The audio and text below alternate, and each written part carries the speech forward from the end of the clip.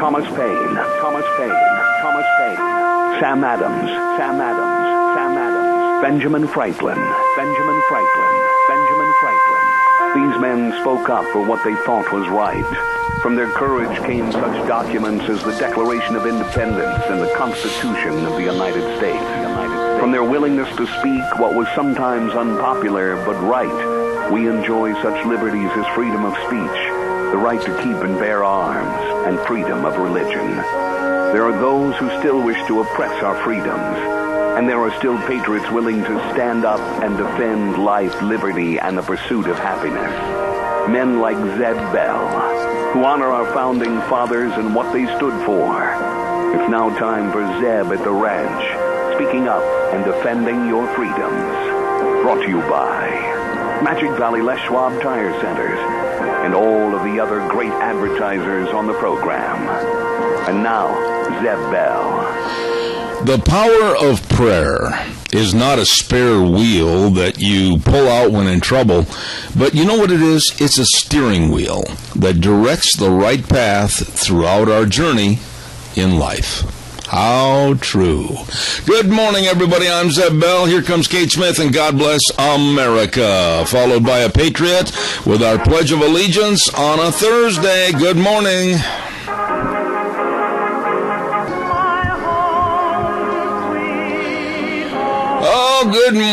Good morning. I'm Zeb at the Ranch, Zeb Bell, and we're brought to you by our major sponsor, and I'm so proud of these folks. They do a wonderful job. Your Magic Valley Les Schwab Tire Centers, all 7 locations, and of course, some of our great advertisers include Lee's Furniture, Floors, and More at 459 Overland in Burley, and our friends at Ramsey Heating and Electric at 2600 Overland Avenue in Burley. And now we gaze to the northeast. Oh, there she is in all of her radiant glory, and she's got the barn painted, but she's still wearing a sweatsuit. Good morning, Gina. It's Thursday. I'm allowed to have the barn painted, but in sweats. How close was I? Not even close. The barn's not even painted, but I'm wearing a dress. Okay, well, it was a wild stab. You were close, but backwards. It's a good thing, really, that most people can't see me full on the camera if they're watching on the internet, because Lord only knows what I have on sometimes. Usually you're dressed pretty nice, but we can never tell what's, from waist down. Yeah, but this morning I've got a shirt that probably is almost as old as I am, and is it a sweatshirt? I don't. No, it's a corduroy shirt, and quite frankly, it's a little chilly out there this morning. That's why I put on a corduroy shirt. I love corduroy. Yeah, well, thank you. You'd love this. Well, you would have loved it 30 years ago. Is it brown corduroy? Yeah. Ah, yes, got it. Okay, all right. Good color, yeah. Hey, do we have a pledger?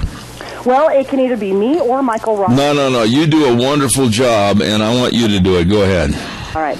I pledge allegiance to the flag of the United States of America and to the republic for which it stands, one nation, under God, indivisible, with liberty and justice for all. Absolutely great. Thank you so much. It's time for the weather, and it's brought to you by Save On Shells. Absolutely the best place in the world to find the camper shell you're looking for your pick-em-up truck to protect your groceries and your fishing equipment and your saddles and tack and your tools. Everything at Save On Shells. 1835 Overland in Burley. Anthony's phone number, 312-1525. I'll tell you more about Save On Shells. Here's MichaelRogersWeather.com. Morning, everybody. It's real simple with our weather. Idaho and much of the Magic Valley of South Central Idaho. It's going to be sunny. It's going to be hot. It's going to continue all the way through the weekend, right through Monday. 78 for the high today, 84 for the high tomorrow, 85 for the hot day after tomorrow. That's it. It's real simple. Enjoy the weekend. Enjoy the weather. It's the only weather you got. There you go. MichaelRogersWeather.com, brought to you by Save On Shells. Let me tell you, folks, I know a lot about these folks because I bought a camper shell from Save On Shells. You better believe it. Installation, parts, and service. Anthony knows this business. They've got the new ARE shells, many, many different models and colors. They've got a fantastic selection selection of used camper shells.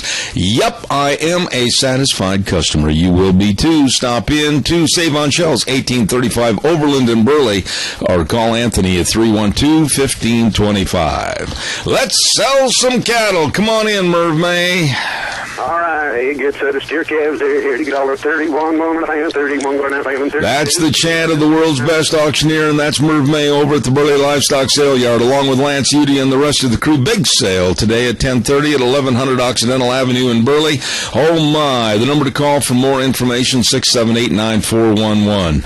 Charles Barnard of Rockland's going to be bringing in a trailer load of ripping good black heifers. Merv said they're going to be dandies, and Chris Hughes, an old friend of ours from over to Filers, bringing in 25 head of 400-pound calves, along with Moo Mountain, TLK, and Oak Valley, and East Ridge Dairies, all bringing in some butcher cows. Plus, they're going to have a real good line of the trailer line coming in there and unloading. It's going to be a good sale. 10:30 this morning at Burley Livestock Sale Yard, 1100 Occidental Avenue in Burley. Number to call, 678-9411. Merv, sell those steers. All right, you get set of steer calves there. Here to get all 31, 31, 32, 2 1/2, 3 1/2, 134, 4 1/2, 5 1/2, 130, 550, 135 1/2, $7.35. Zeb Bell, get bottom again. All right, Merv, thank you so much. And by the way, it is time for the tip of the coffee cup, and we've got some folks this morning we want to salute.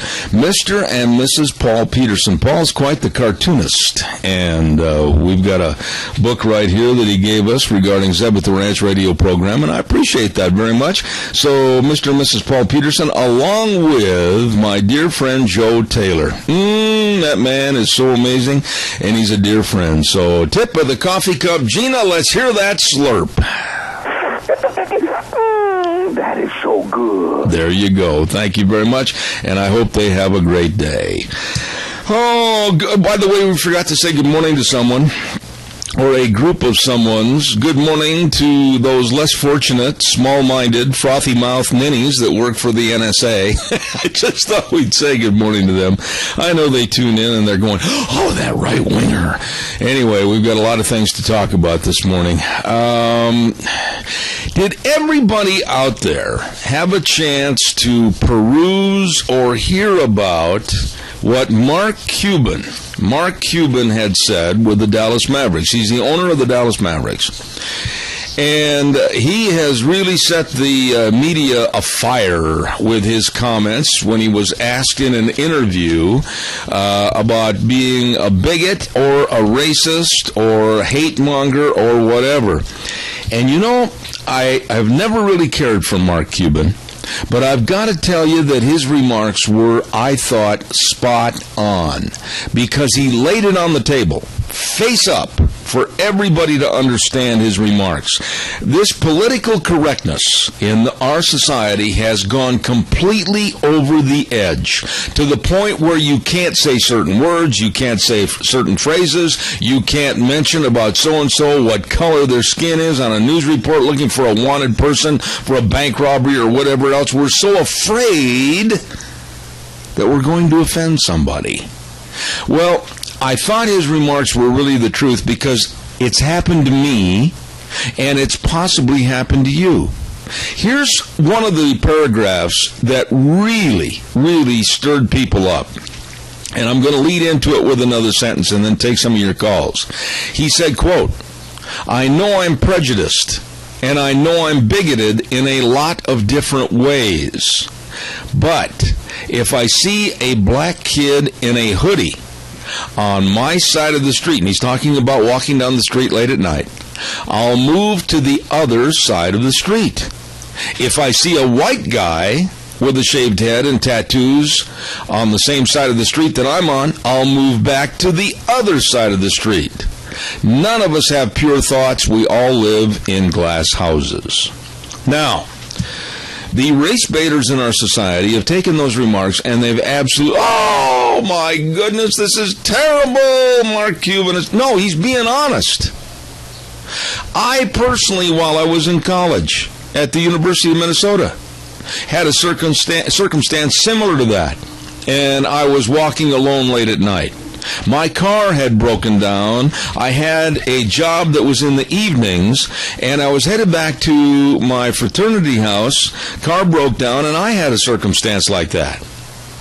And to be very honest with you, I was scared to death. I didn't know what was going to happen in the big city of Minneapolis, Minnesota. And what he said is absolutely the truth. Now, if we're going to be called bigots and racists for having interferes over a late-night happenstance on a street anywhere USA, political correctness is absolutely silly and stupid. Because we all have those thoughts. We all look at the person, possibly with their hands stuffed in their pockets, or maybe 2 or 3 of them, coming at you so you can't see their faces, and the hoods are up, and yes, you do have that tingling of fear. What about the guy with the shaved head and the tattoos?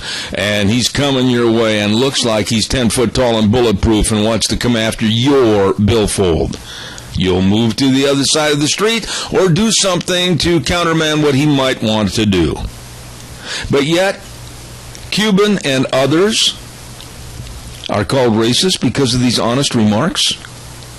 What are your thoughts? Give me a call, 436-2244, 1-866-927-4587. Don't ignore this. Don't ignore this. I want to hear what you have to say. Valley White Home and Ranch, we're going to be talking to Steve a little bit later on this morning over there. And fair time, like I told you, is right around the corner. Valley White has all your 4-H supplies and your feed, 10% off right now for the 4-Hers. And they got their own feed mill. You knew that, didn't you? Well, you do now.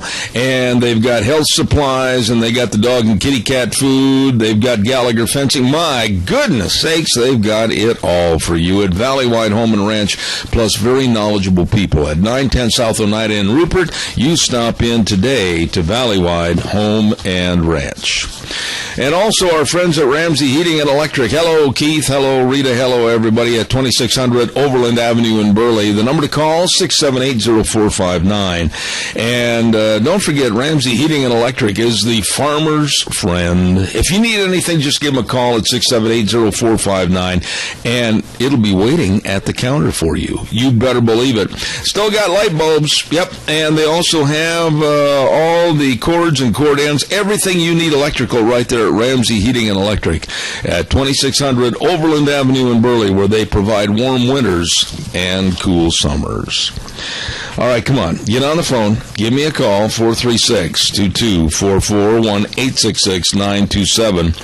1-866-927-4587. In the article that was written about Mark Cuban, it said that Cuban's point of view is that we all have preconceived notions of various things. He is not advocating for racism, but rather suggesting that we all have flaws. Still, according to this article, it says, the comments come at a difficult time for the NBA in the wake of the Sterling being recorded making racist comments to a private friend in a private conversation.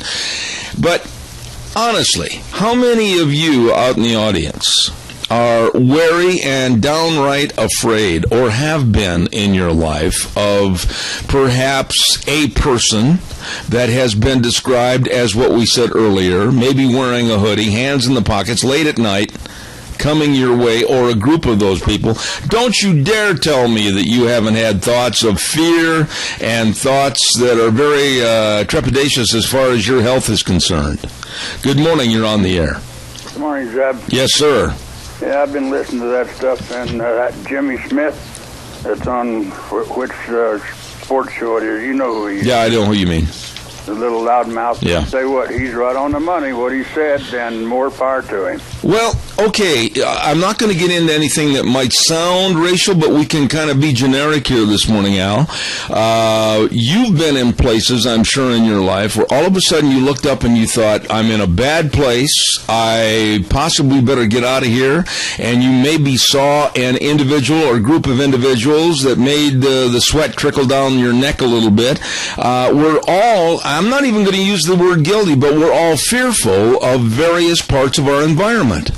Well, sure we are. That's Mother's nature is to give us, to be on the alert and all that stuff. That's just the way the nature of the human is. Yeah, but I know, but that's what I'm getting at, Al. What right do certain people in our society have to play the PC flag and say, oh, well, you're being a bigot or a racist?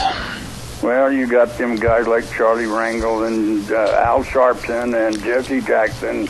And do I got to go on and on and on about them racists that's in Congress? No. Yeah. I just think that Mark Cuban said what a lot of us would like to say. Yeah. It's too bad that people can't take people at their word and say what they want to do, and if you don't like it, stick it. I agree. Al, thank you always. I get a straight, honest remark from you. I appreciate it. Have a good one. All right, God bless. Caller, don't go away. Don't you dare. I'll be right there. I just want to tell everybody about Denny's Restaurant, 611 Overland in Burley. My goodness, give the gift that just absolutely is going to be appreciated. Give a Denny's gift card. Oh, my goodness. Surely you know somebody that likes to go out and eat. Surely you know somebody that's hungry. We'll stop into Denny's Restaurant and get a gift card for those somebodies. You better believe it, 611 Overland in Burley. And don't forget, they've got a special menu for seniors and AARP discounts. You're going to love it. Breakfast, lunch, or dinner. Denny's Restaurant, 611 Overland in Burley, and it is the home of Zeb's Lunch Bunch. Good morning, caller. You're on the air. Hey, yeah. Here's a thought, because as our children are growing up, we teach them stranger danger. We don't say be... because he's black or because he's green or purple or blue or orange, we need to be afraid of him. We just teach him to be afraid of strangers. And when my son was young, we were in the grocery store and we were in the, going down the aisle, and there was a soldier in his full fatigues, had his pant legs tucked in his boots, like they do. And my son looked at him and said, "Are you a stranger?" So we teach our children to be afraid, and at a very young age, of certain, and they don't know what to be afraid of, actually, and so as you get older, then, like I said, the skinhead, the hoodie. I'm sitting here analyzing what you're saying, and I absolutely agree with what you said and how you said it, but let me turn this conversation around a little bit for the political correctness side. Where do these people get off, the PCers, in criticizing you as a mother or me as a grandfather? I've been in a circumstance 2 times in my life where I was really scared. I was in an airport one time in a terminal late at night. It was at Dallas-Fort Worth Airport. And I had that circumstance of 3 guys. And they were black. I'm going to be very honest and upfront about it. Coming towards me late at night. And fortunately, they just went right on by. But I will admit to you, I had a lot of trepidation and a lot of fear that maybe I was in jeopardy. And I would have said the same thing had it been white guys with hoods on coming at me. Why are we called racists all the time when we have fear for our safety? Exactly, because you don't know, and I think it's kind of interesting too when they'll do those set-up things on the street. Like I remember watching one time that a guy was trying to kidnap a child. Well, it was a set-up, and people just walked by. Yeah. Everybody walked by, except the young black kid, and it was a white kid being quote-unquote kidnapped, and she was screaming, "You're not my dad, leave me alone," and everybody walked by, the white couples, the black couples, the Asian couples, and this young quote-unquote punk stepped in to save that little girl. Yes, absolutely. So we can't judge a book by its cover. Not at all, but unfortunately we'll... Oh, wait a minute, we lost her. I lost the air.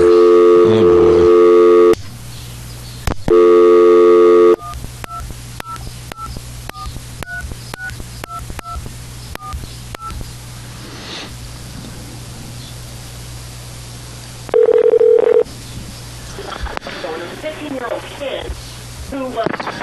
It's the same story of where he... I'm back. Perpetrator's back on a bike. Hi, Zeb. You know what? I'm going to have to call you on another line. This one is not sufficient whatsoever. We've got a lot of warble on this. I will try it again. You got it. Okay.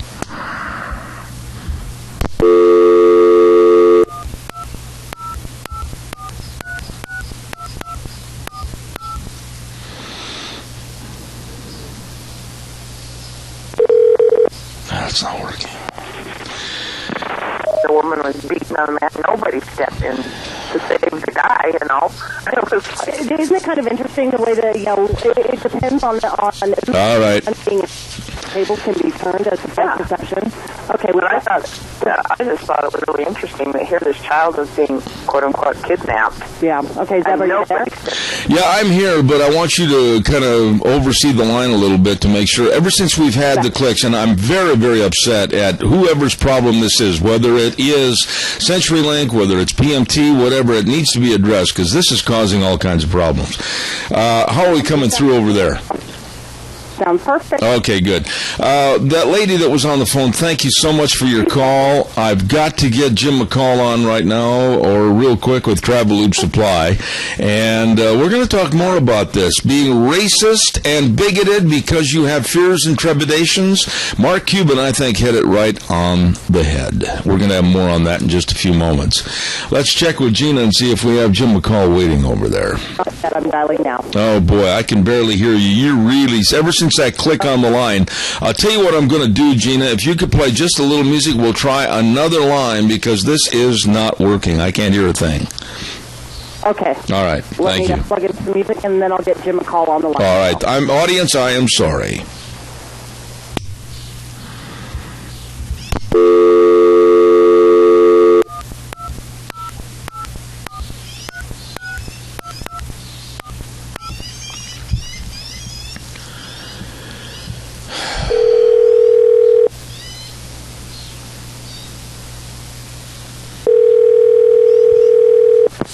Is this one any better? Yeah, thanks. Okay, here we go. All right. Oh, a little bit of green onions, and we apologize. We have been for about the last month having trouble with our phone lines, and we don't know the source of the problems. There's a severe click, and then all of a sudden we go off. Not from the station, but either phone company, and I wish they'd get to the bottom of this and not just give me lip service. Travel Lube Supply, 1050 West, 203 South of Hayburn, 438-8730. Jim McCall's on the line. Jim, good morning. Hey, Jeb, good morning to you. How are you doing over there at Travel Lube Supply? What's the big special for today? Well, we're doing great. Still have, my mind went blank. Spare parts. Get your spare parts. I got them on special. Tell me you've heard it on here, and you get 50% off on any spare parts today. All right, now let's back up and put the train on the tracks. If they go to Travel Lube Supply or give you a call and say, hey, I just heard you on Zeb's program and we need sprayer parts, and if we mention that we heard Zeb on the air talking about it, you get 50% off. 50%? Yep.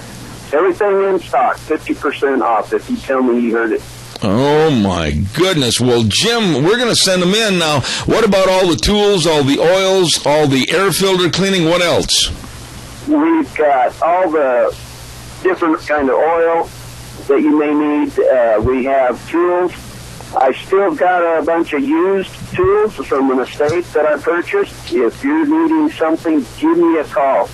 There are wood tools, there's mechanic tools, electrical tools, sheet metal tools. All kinds of tin snips and different things like that. Give me a call. I might have just what you need or looking for, and we can save you some money. All right, we're now able to clean diesel exhaust filters. Okay. There's some of the diesel equipment, the trucks came out with an exhaust filter on them. They've been very expensive to clean. We can do those now. Give me a call. We'll get the details to you and help save you some money. All right, that's Jim McCall, my friend and your friend from Travel Lube Supply at 1050 West, 203 South of Hayburn. Number to call, Jim and the crew, 438-8730. Jim, have a great weekend, and I'll be in touch with you. Thanks, Ed. Talk to you later. Take care, buddy. Jim McCall, Travel Lube Supply. Really, really good, folks. Time now for the Capital Press Ag Minute, and it's brought to you by Lennox Home Comfort Systems through our friends at Ramsey Heating and Electric at 2600 Overland Avenue in Burley. Here's the Ag Minute. Today's Ag Minute brought to you by the Capital Press, the West Ag Weekly. The U.S. Department of Agriculture is teaming with businesses, nonprofits, and others on a 5-year, $2.4 billion program that will fund locally designed soil and water conservation projects nationwide. Authorized by the new Farm Bill enacted earlier this year, the Regional Conservation Partnership Program is intended to involve the private sector more directly in planning and funding environmental protection initiatives tied to agriculture. Universities, local and tribal governments, companies, and sporting goods groups are among those eligible to devise plans and seek grants. The USDA will spend $1.2 billion and raise an equal amount from participants. Successful applicants will include offers of cash, labor, or other contributions. For more agriculture news and information, turn to the West's Ag Weekly, the Capital Press, and capitalpress.com.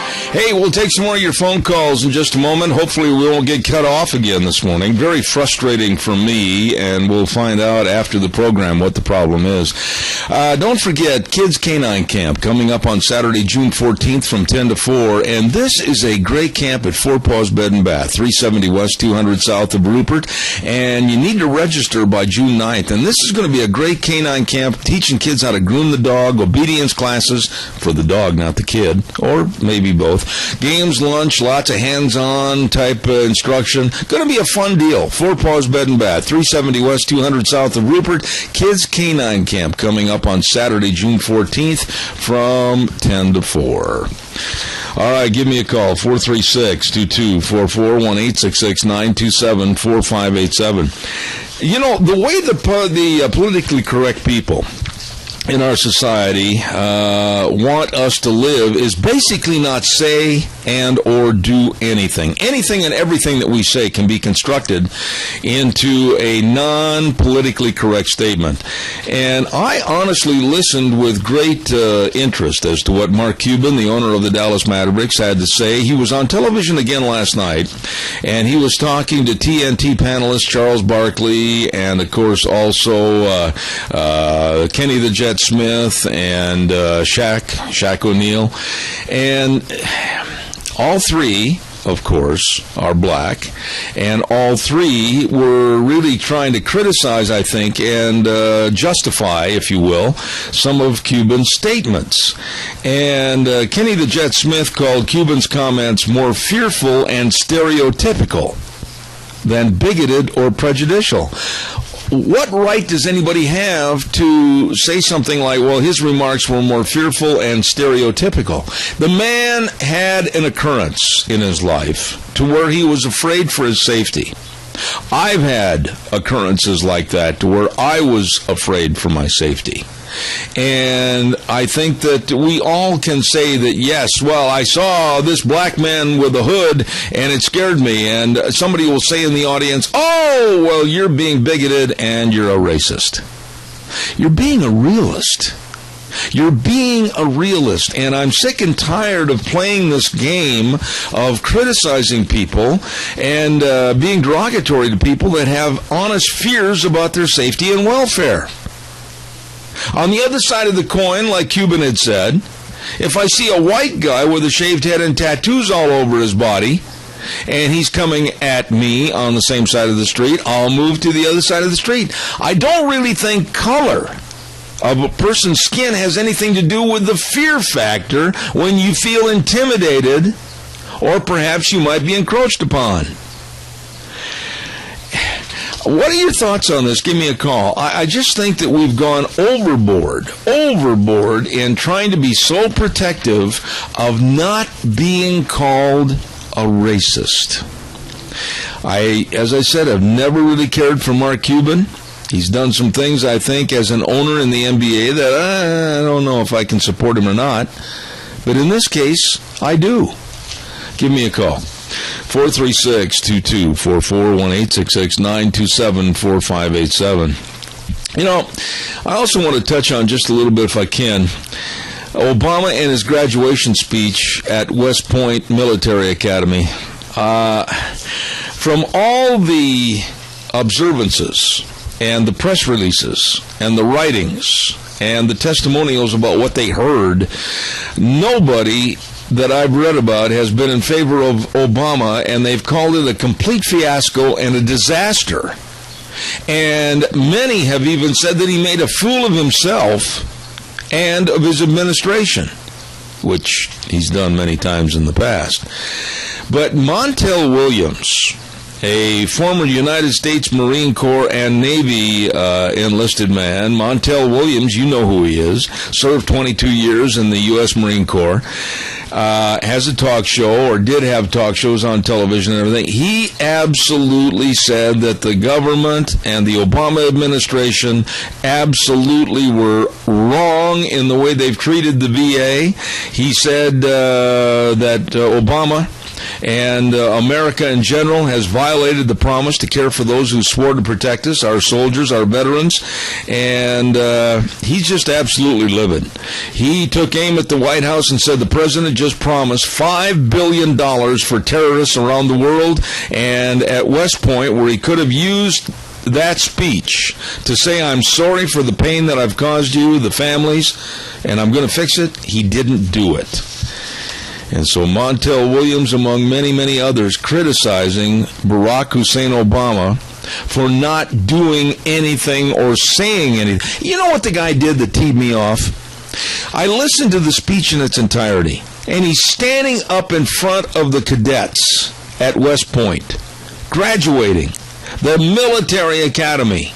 And he goes into how the number one priority has to be climate change. Are you kidding me?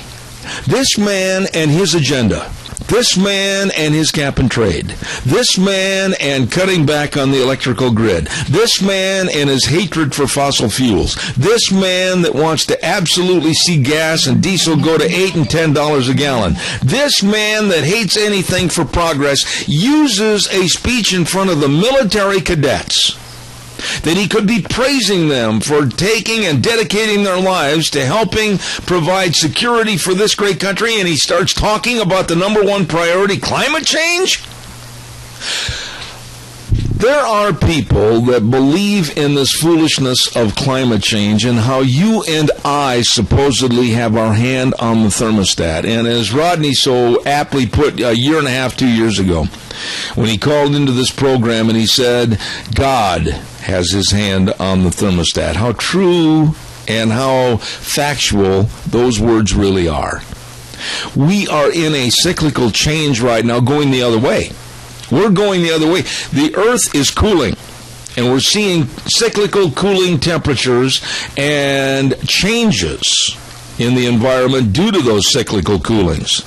But yet this man Obama is so bent on applying the climate change theories that would absolutely disrupt our lives, absolutely disrupt agriculture in this country, absolutely be such a threat to our economy. We can't afford it. We cannot afford this man and his climate change values.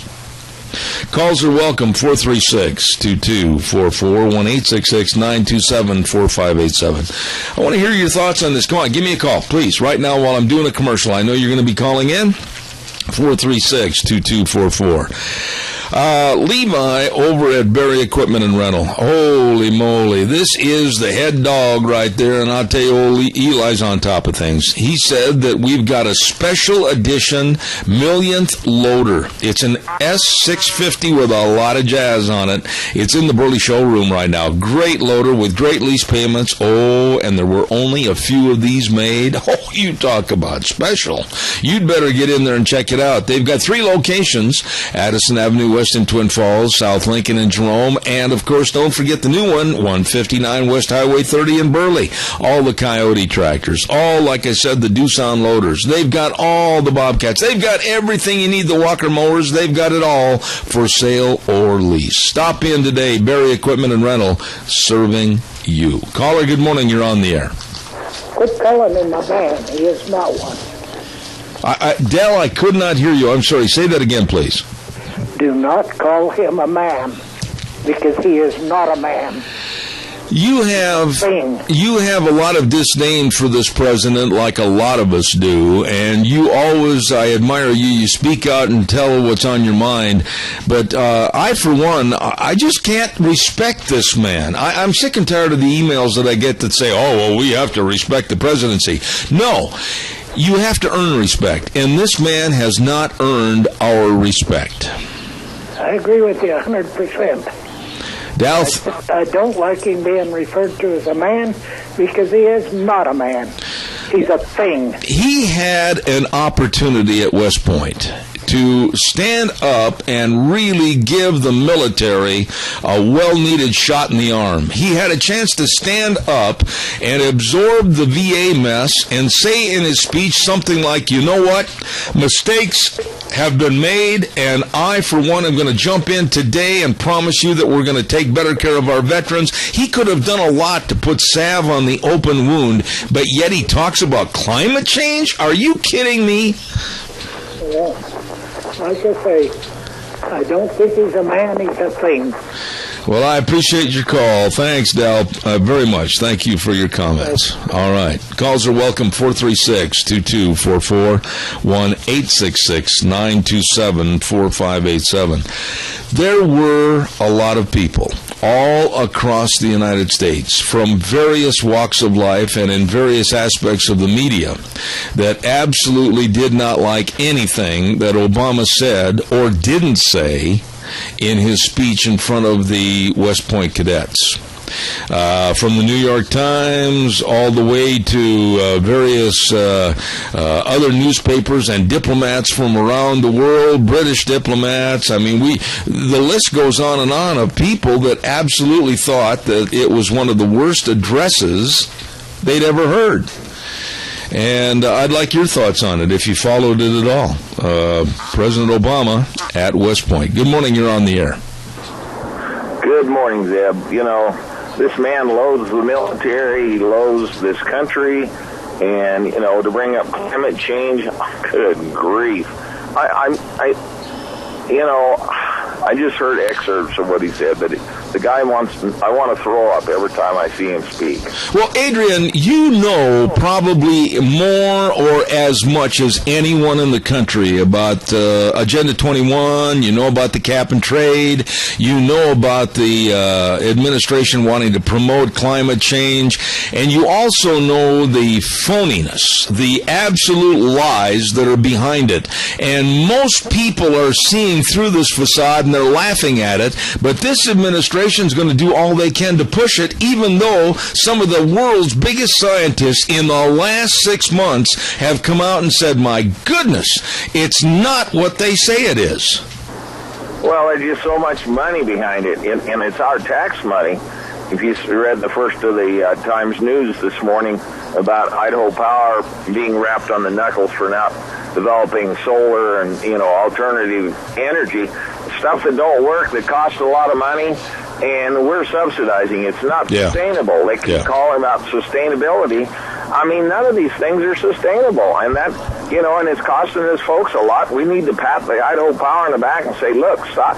Every time I send in a power bill, and I rate the corporation, I know one of the guys that works with the Fort Bridger involved in these power plants, and I said, stop this nonsense. It's raising our rates for nothing.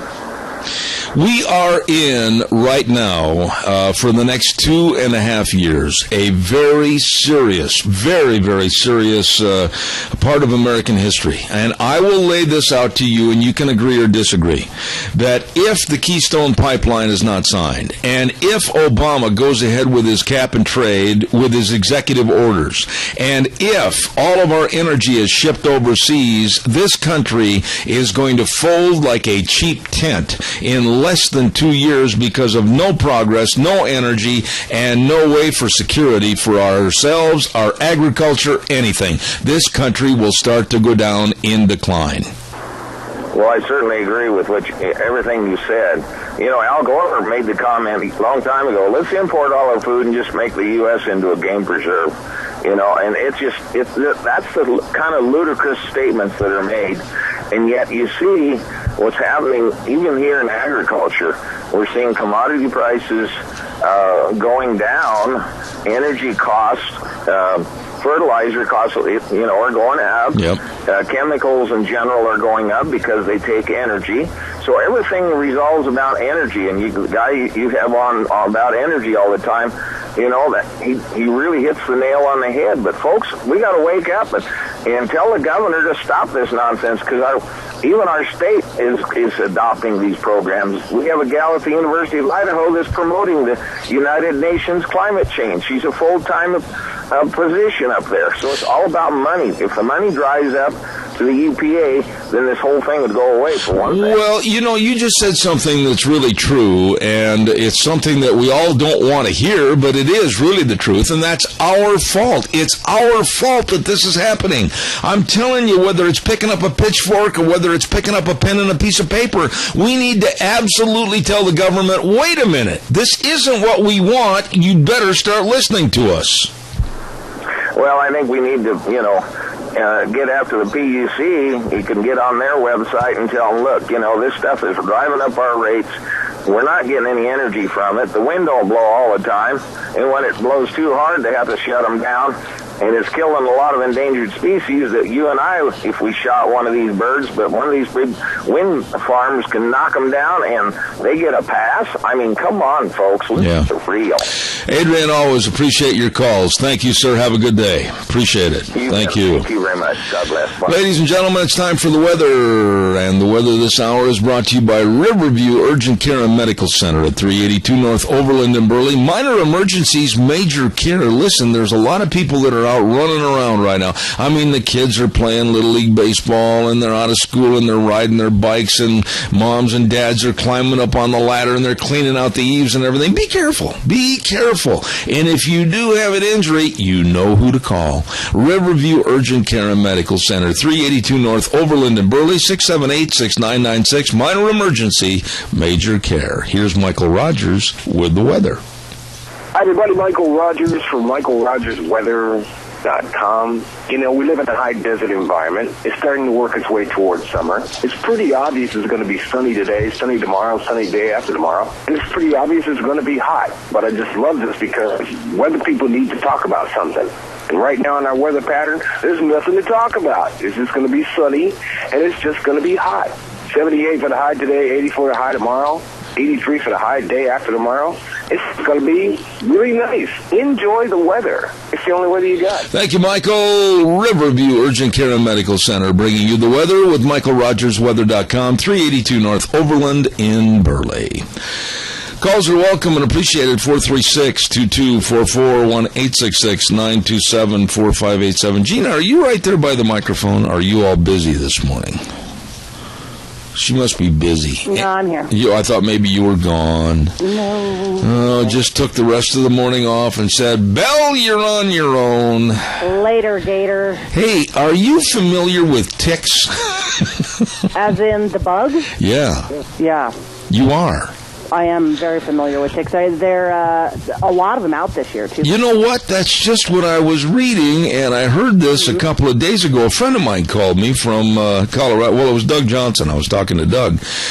Private phone call that we had the other day, and he was telling me about ticks are all over the place this year. And we went up on the mountain Monday.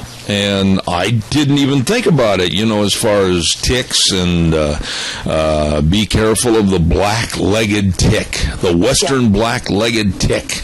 Yes, and deer ticks as well. There's a lot of them out there this year. I don't think that I've ever had a tick on my fat body. I have not. However, our animals have, because we like to take our dogs out and run them. And ticks are a big problem, especially for animals. So if you take your animals out and you're running them just, on the side of the road or maybe in one of the preserves or something that we're allowed to use, check them for ticks afterwards, especially if they have long hair. Well, no, okay, I'm going to act, I don't know anything about ticks, because I don't think I've ever had a tick, if you will. And I always keep thinking about that song, that country music song about we'll go out in the sticks and check you for ticks, you know, that type of... Yes, Billy Cranston. Yes. But, you know, I found out that they had an article in the paper that were talking about this lady, and she took her dog out for a walk, and when she got back, she found 5 ticks on herself. I mean, what do they do? Do they kind of cause a pimple, or what do you look for?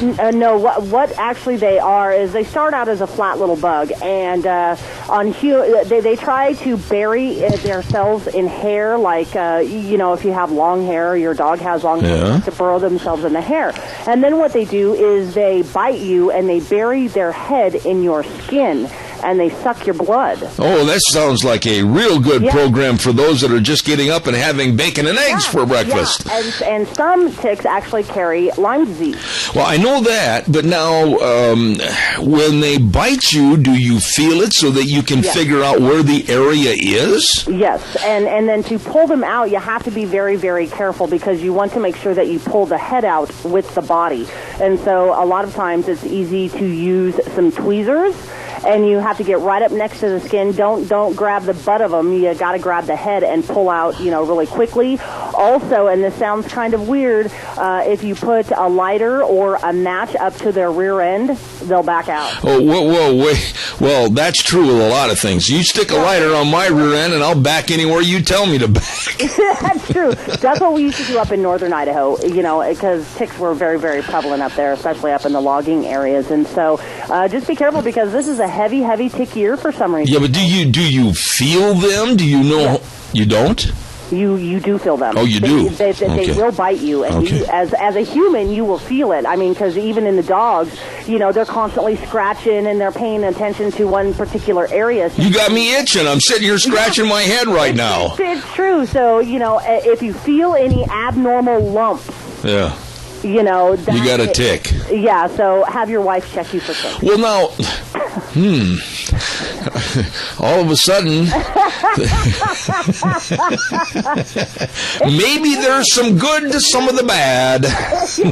But honestly, like with, I know a lot of people, farm dogs, border collies, and, you know, animals that do grow a lot of fur, make sure you trim them down really, really well, and the sooner you can check them for ticks, because dogs with a lot of hair, it takes them a while to burrow in. Dogs well, look at Ruby. Like myself, dogs like Ruby or Shelby with the short hair. They're going to burrow themselves right in and get up to their skin lickety split. And well, so as soon as you get back home, you've got to check your animals. Okay, well now I feel like during the news at ABC, I'm going to just strip down and start searching. I mean, well, Deanne, buy Zeb and Ruby a tick collar.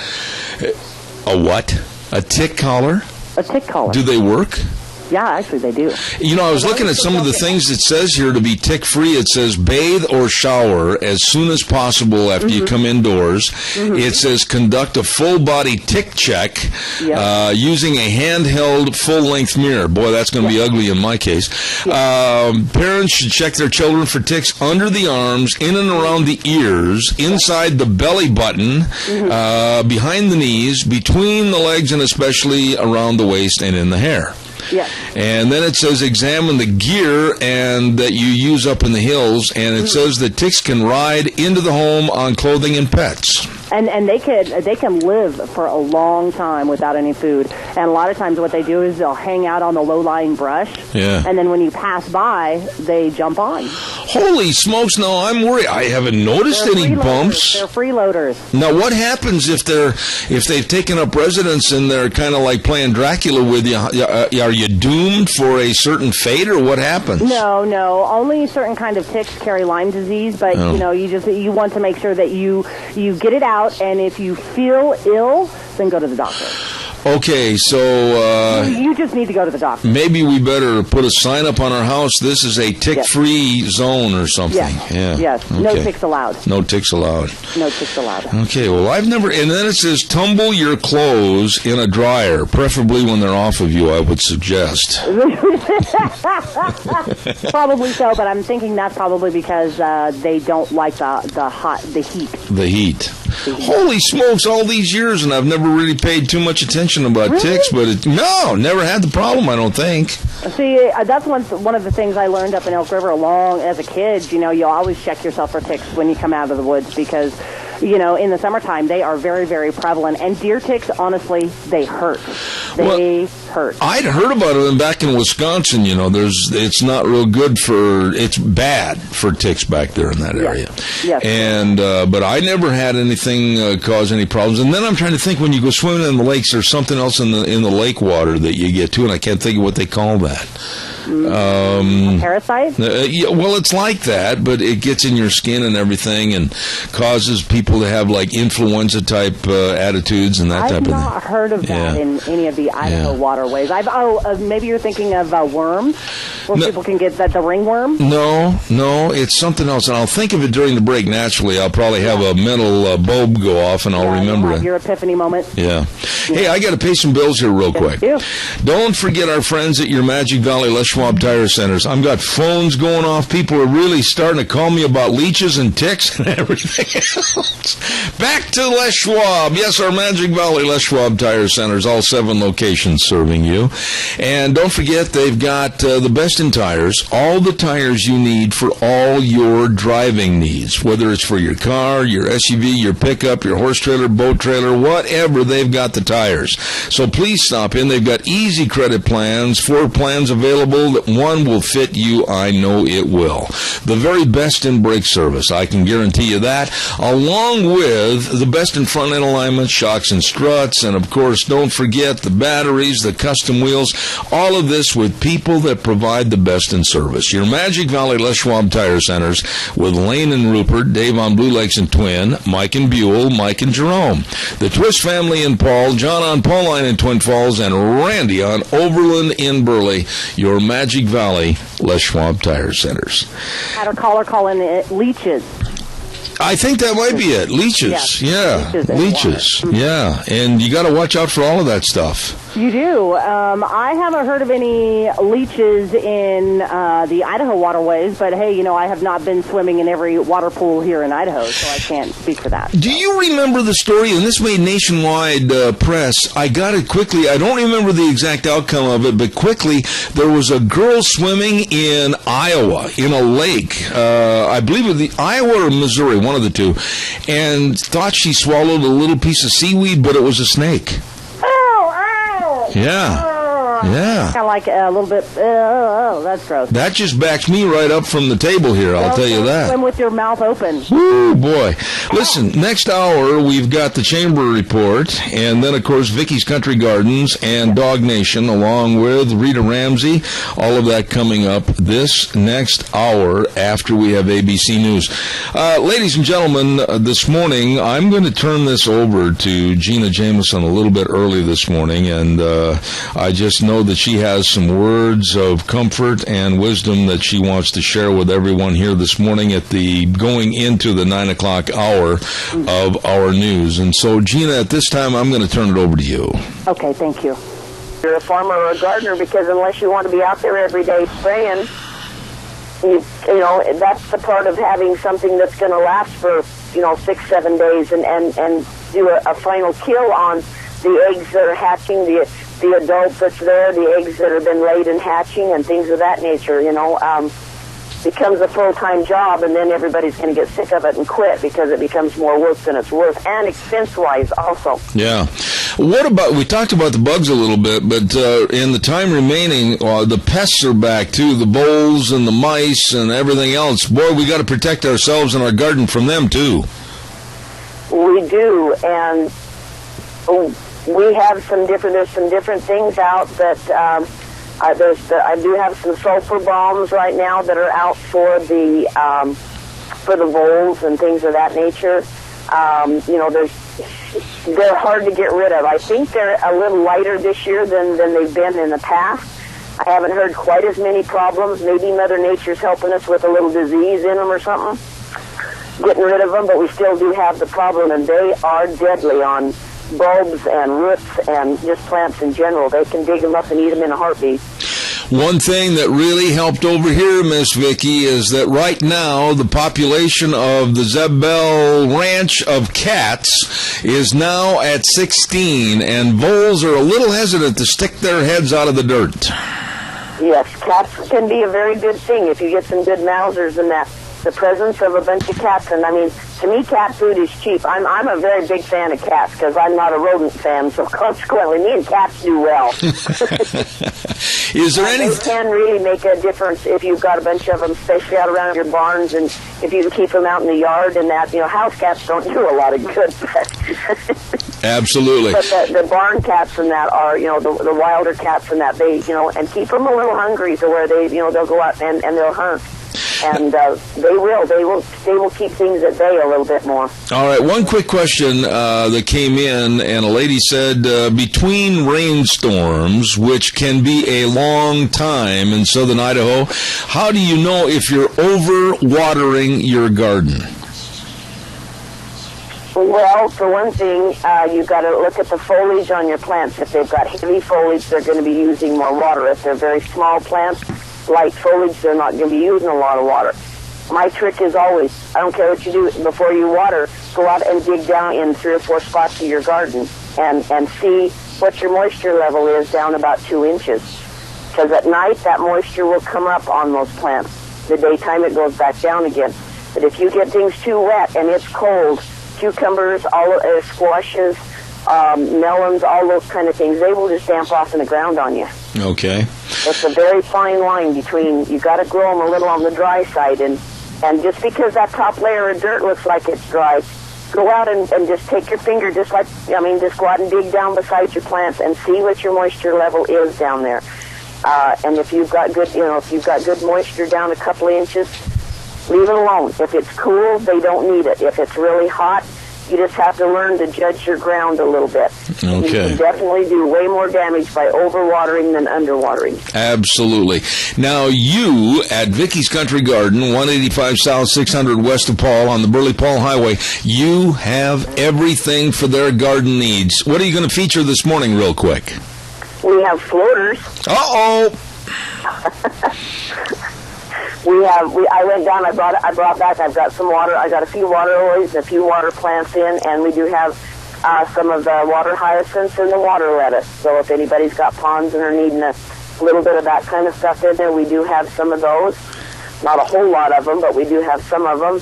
And we've still got a good supply of tomatoes. We've got a good supply of vegetables, peppers, all of the garden seeds, and we got in new compost. We've got new rocks coming in from Montana. So we're pretty well set up for landscaping, gardening. Just if you want a gift, we've even got neat gift items. We've got some awesome fountains, all kinds of fun things. All right. Just come in and see us. This is the lovely Miss Vicki at Vicky's Country Gardens, 185 South, 600 West of Paul on the Burley-Paul Highway, 438-5663. Great program, lots of fantastic information. Vicki, God bless. Take care of yourself. I'll talk to you next Thursday. All right, Zeb, you be careful on that horse. All right, thanks, Vicki.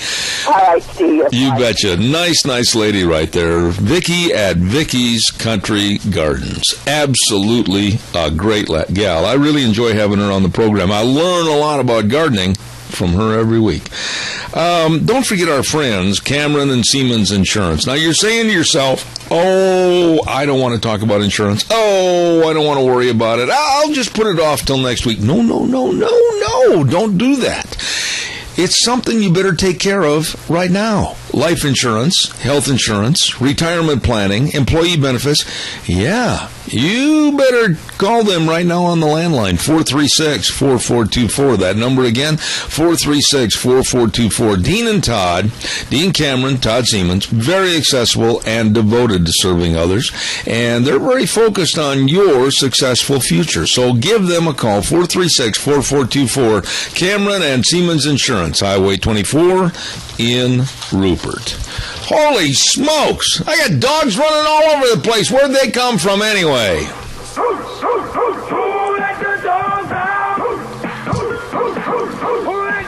Who let all these dogs out anyway? Doggone it, we've got to get a hold of Minidoka Animal Control. Ken Moore, get your leash, get your basket, or whatever you catch them with. We got dogs loose. Good morning, Zeb. What are you doing? I'm busier than a one-legged man in the butt-kicking contest this week. Well, now that graphically kind of describes everything. Thank you very much. I can hear Gina in the background chortling. Oh, yeah. Well, now you had a week on the beach down in Florida. They said you got sunburned all over your body and weren't doing a doggone thing catching dogs, were you? Actually, no, I was actually attending the Animal Care Expo down there, and I actually took some classes down there that deal in animal control and also in stuff in that where we're trying to fix up our new location. And they had some classes and stuff down there that was put on by actual architects who designed shelters and stuff like that I was able to take and got a lot of good information while I was down there. Holy cow. And I'm sure that you brought all this wealth of information back home so that you can make it applicable over there to the Minidoka Animal Control. What is the name of the dog we're going to feature this week? The dog we're going to feature this week, his name is CJ. He is a registered Scottish Terrier. He's 3 years old. Unfortunately, within the last year, he's been in 3 different homes. One of the homes and stuff, and that all they did was tie him up outside and leave him outside 24/7. So he's got to be retrained in being housebroke. Okay. On that, but I mean, other than that, he's a real fun-loving dog. I mean, when he was surrendered to us the first time, the people surrendered his the paperwork showing him being registered. And we've got all that on him. I mean, like I say, he's a real sweet dog. Would make somebody a great pet, especially somebody and stuff that's got the time to be able to work with him again and re-housebreak him. Okay. Now, what did you say he was? A terrier? A Scottish Terrier. Now, what do they look like? Are they long-haired dog? They kind of a medium length, medium long. I mean, they're kind of hard to describe on that. They've kind of got a little bit longer snout on that. They when people get their haircuts, they on the snout stuff that they make it look like they've got a mustache and beard. Oh, I thought you were describing Nancy Pelosi. Well, kind of. But they're a real friendly dog on that. Love attention. I mean, they're very energetic on that. I mean, just love to run around and have a good time. So if anybody's interested in him or any of the other dogs we've got, they can reach us at 438-2200 or can reach me on my cell phone at 670-7268. How big a dog is CJ? He is kind of in between a small to medium-sized dog. Okay. And that he may be maybe 20 pounds. Okay. Tops. And they're not real big. Yeah, Ruby's real close to the ground. She's got a 1-inch vertical jump, but she must weigh 50 pounds and got a big belly that drags the floor. That sounds about like my dog Bear, who's a Chorgy. Yeah. Well, listen, and when you were down in Florida, I mean, what did you learn? What was the number one thing that you learned that you want to make applicable to up here? What was the outstanding star in the sky that you brought back? Well, one of them was dealing with some of the animal control stuff and dealing with like the fearful dog type things. And I actually took another one of the fearful dog classes, and it's one of the things and stuff. And had a lot of people on it. I mean, and they reiterated it in this class that we had was when you're approaching a dog on that. To make sure that you're paying attention to its head on that, because the head is what's going to tell you on that the temperament of the dog, on that the positioning of the ears, on that the way the mouth and that the lips on the mouth, whether they're curled or how it actually on that looks.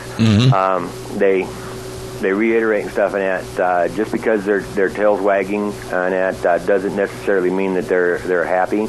On that, you need to focus on that head, because it's not the tail that bites you; it's the head. Oh my good, yeah, absolutely, absolutely. So they definitely want you to make sure that you're paying attention to the head and trying to get aware of how that dog's going to react. Okay. You know, some morning, we got a caller real quick. I'm running late, but we'll take this call. Go ahead, caller. Talk to Officer Mort. Go ahead.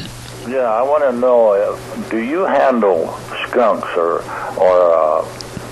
how do you handle skunks and what's involved with skunks? Can we kill them? Okay, we'll find out. Answer. I'll hang up. All right, Ken, go ahead. They're not a protected species, and I've actually talked with Fish and Game on it.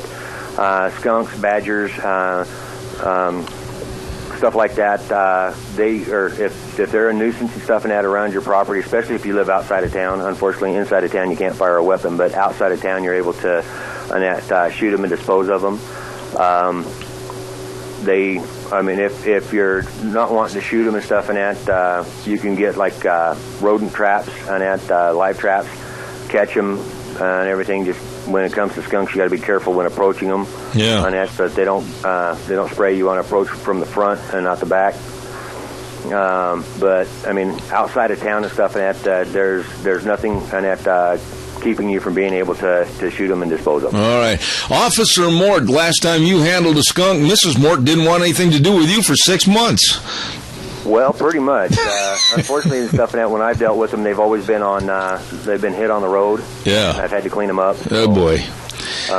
It's been, they're still in that pretty smelly and stuff when you have to deal with them, and it still gets on your clothes and inside your vehicle and everything. Absolutely. Well, I want to tell you something. It's really good to have you back, and I appreciate the information, and we'll tell everybody to go on Facebook and check out CJ. Officer Ken Mort, Minidoka Animal Control. God bless you. Have a great day. You too, Zeb. Thank you. Who let all these dogs out anyway? Dog Nation. And our friend Ken Mort with Minidoka Animal Control. And the feature this week, dog, is CJ. All right. We're going to go to the phone lines right now, and we have a wonderful, wonderful lady on the phone with us that I look forward to talking to every week. Rita Ramsey, how are you? Good morning. I'm real good. How are you? Disturbed. Disturbed is a good way to put it, because every single day I worry more about where we're headed for the remaining 2 years of this very secretive, very clandestine administration. And this mess with the VA, and then go right down the line, all the scandals, the VA, the Benghazi, the IRS, Fast and Furious, all these things that have come up with this Obama administration. Why aren't more Americans demanding more inquiries as to how basically out of bounds this administration is?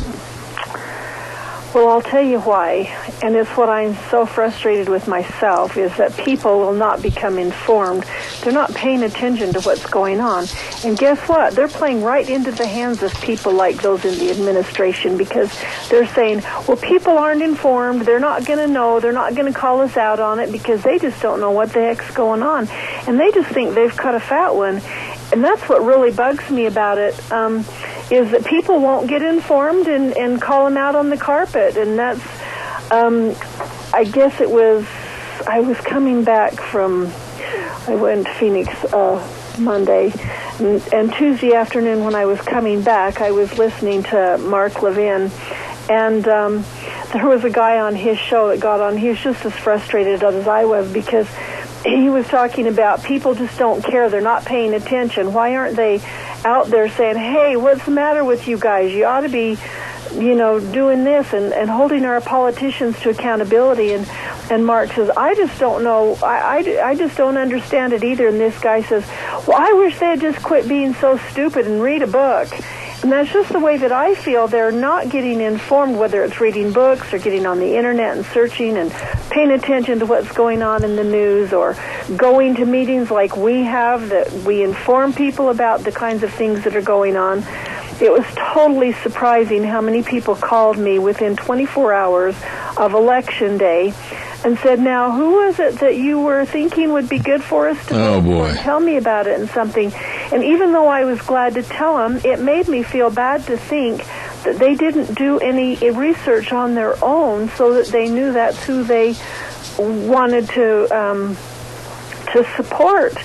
And were they, hopefully they weren't just taking my word for it, but people have got to get informed. There's so many things that are going on, and they are just totally taking up all of our space and pushing us out of being competitive in making sure that what's going on in this country is what we want to go on in this country. Rita, you've been on this program for quite some time, and you and I basically are thinking down the same avenue as far as conservatism is concerned. But, how many times have you sat down and just kind of looked out the window and thought to yourself, wait a minute, I'm a free American. I'm certainly over the age of 21. I'm way over the age of 21. And yet every day, people that we have hired by the vote to go into office and represent us, they're turning around with their regulatory systems and they're telling us what to do 24/7, 365. They're telling us where we can go. They're telling us what we have to wear. They're telling us what we have to eat every day. I'm fed up with it. When is America going to stand up and act like America? Only when we get to the point that all of our freedoms have been taken away from us and they're slapped upside the head and saying, oh my gosh, when did this happen? I mean, we can just yell and scream and holler and do what we can, and you talk to people and you try to inform them, and like we with the Tea Party, at every one of our meetings, we try to have a speaker or a speaker by Skype or various different types of information that we can inform those who come to our meetings.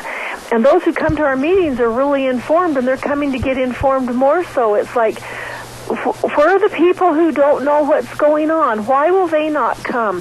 They're just so selfish with their time, and it's like, well, I just don't have time for that. And, well, do you think any of the rest of us have time for it, for crying out loud? Yeah, I agree with you 100% as far as it's our fault. But, it's getting so bad. And our regulations and our rules, next week we're going to have the Johnson family on the program.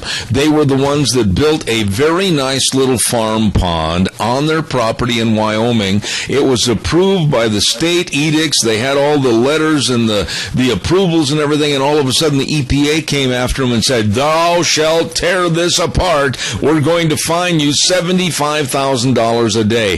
This is what I'm talking about, Rita. We've lost our freedoms and nobody seems to care. We have, and we've got a congressman like Congressman Simpson who's in charge of the EPA. They should be getting a hold of him and saying, hey, you're so high up on the EPA oversight board. How come this is happening? And make them account for it. Those kinds of things never come up. They didn't come up in the election. Nobody asked questions. But you know what? Those are the kinds of things that congressmen have oversight over, and they should be held to their feet to the fire when the EPA starts overstepping its bounds.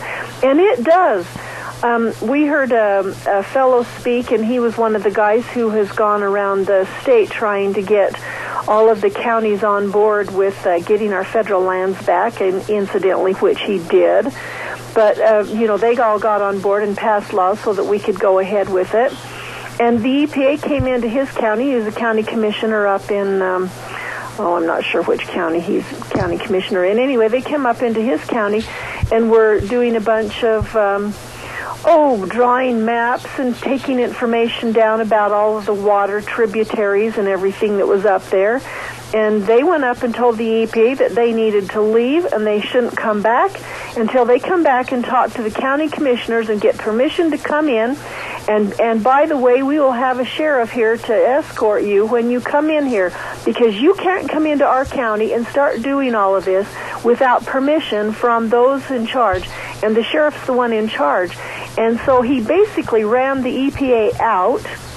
And the next time they got a call from him, they called and said, we came in, we need to come into your county, and there was one particular place that they wanted to look. He said, okay, we'll meet you at the county line.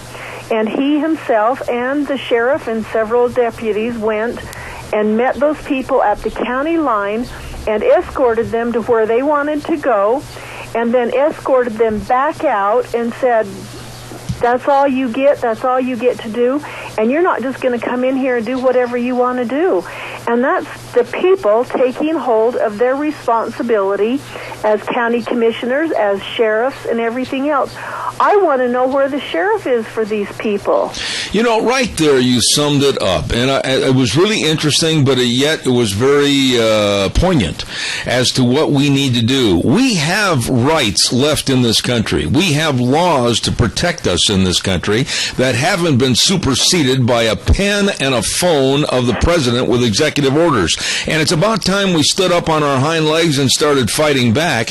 And what you said is exactly the truth. Really, when you look at the EPA, what a bunch of phonies and charlatans and snake oil salesmen that have elevated themselves into a position of prominence, and Congress has never given them that power, but we've let them have it. That's just the problem, is we let them. We forget what kind of authority we have. As a state, there are so many things that we could be telling the federal government to get out of our face on, leave us alone, let us do our thing.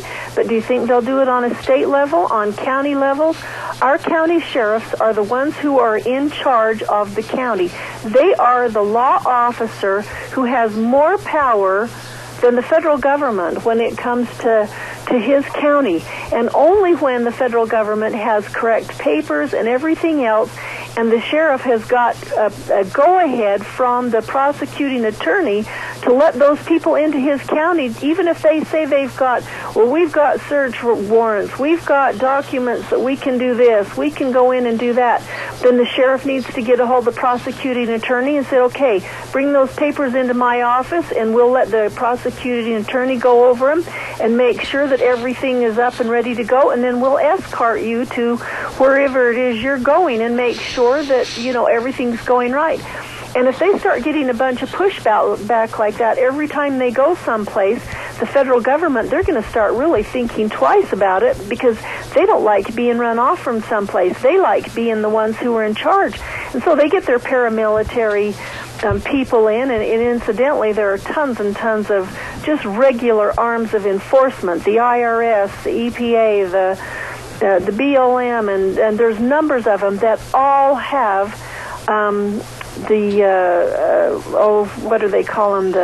Like the ninja guys that come in and just do everything, and with their guns and everything. All of those kind of agencies have these people that will come in and scare the heck out of Joe Q. Public just so that they can intimidate them. Well, the special ops, maybe that was what you were looking for, I'm not sure, but really, when we're talking about regulation, and we're talking about losing our rights, and we're talking about like this family, this Johnson family over at Fort Bridger, and the making of a farm pond, and doing it, stocking it with fish, and putting it in a location to where it would be beneficial for wildlife to come and water, their livestock, their horses, and the kids can go fishing and everything, and they passed all the state requirements, and then to be shut down later by the EPA, these thugs and punks coming in there and threatening them with $75,000 a day. And when I talked to Andy on the phone, they're going to fight it. They're going to fight it, and they're going to drag the EPA through a keyhole, because that's what most Americans need to do, is stand up on their hind feet and say, bring it on, big boy, because we're not going to cater to you. That's exactly right. And his state senators and his representatives right in his local area, his sheriff and everybody else ought to be just fighting them like crazy and keeping them out of there so that they are not intimidated, because these people from the federal government think that they can just come in and do whatever they want to do, and it's all in the interest of them gaining more power and money. Absolutely. We have a caller with a question. Quickly, caller, before I have Michael Rogers weather. Go ahead. Yeah, I want to compliment Rita for all her stand for the Constitution. But, the problem is when you take federal money, you get federal controls. And I understand now, correct me, Rita, but about a third of our state budget now is coming from the federal government. And at least that's the numbers I'm familiar with. I'd like her to comment on that, because every time you take federal money, you get the controls that come with it. So I'd like to ask her that. All right, caller. Thank you very much. Rita, go ahead, please. I was told that between 36 and 38% of Idaho's annual budget is dependent on the federal government. Mm-hmm. That should be enough to make everybody just absolutely livid, because guess what? The federal government's broke. And so why should Idaho be dependent on the federal government for their budget money? Absolutely.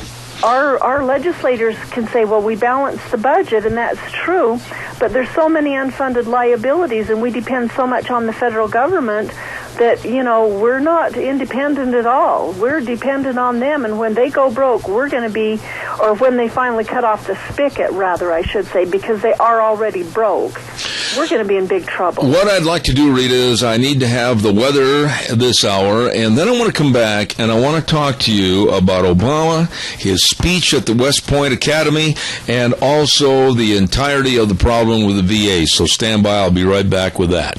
The weather this hour is brought to you by Red's Trading Post, 203 5th Avenue South in Twin Falls, with our dear friend Ryan and the rest of the crew. Oh, my goodness. They have got all the guns, all the ammo, all the accessories, and all the knowledge to help you pick out just the right firearm, okay? And they also give top dollar trade-in for firearms, too. So check it out today. Call them on the phone, 733-3546. Remember, Red's Trading Post, 203 5th Avenue South in Twin Falls. Here now, Michael Rogers Weather. Hi, everybody. Michael Rogers from MichaelRogersWeather.com. We live in a high desert environment. It's starting to work its way towards summer. It's pretty obvious it's going to be sunny today, sunny tomorrow, sunny day after tomorrow. And it's pretty obvious it's going to be hot. But I just love this because weather people need to talk about something. And right now in our weather pattern, there's nothing to talk about. It's just going to be sunny, and it's just going to be hot. 78 for the high today, 80 for the high tomorrow, 83 for the high day after tomorrow. It's going to be really nice. Enjoy the weather. It's the only weather you got. Thank you, Michael. Brought to you this hour by Red's Trading Post, 203 5th Avenue South in Twin Falls. Rita, every day that goes by, and I'll be the first to admit it publicly, every time and any time, I have never liked Barack Obama, never will like Barack Obama and his ideology and his administration.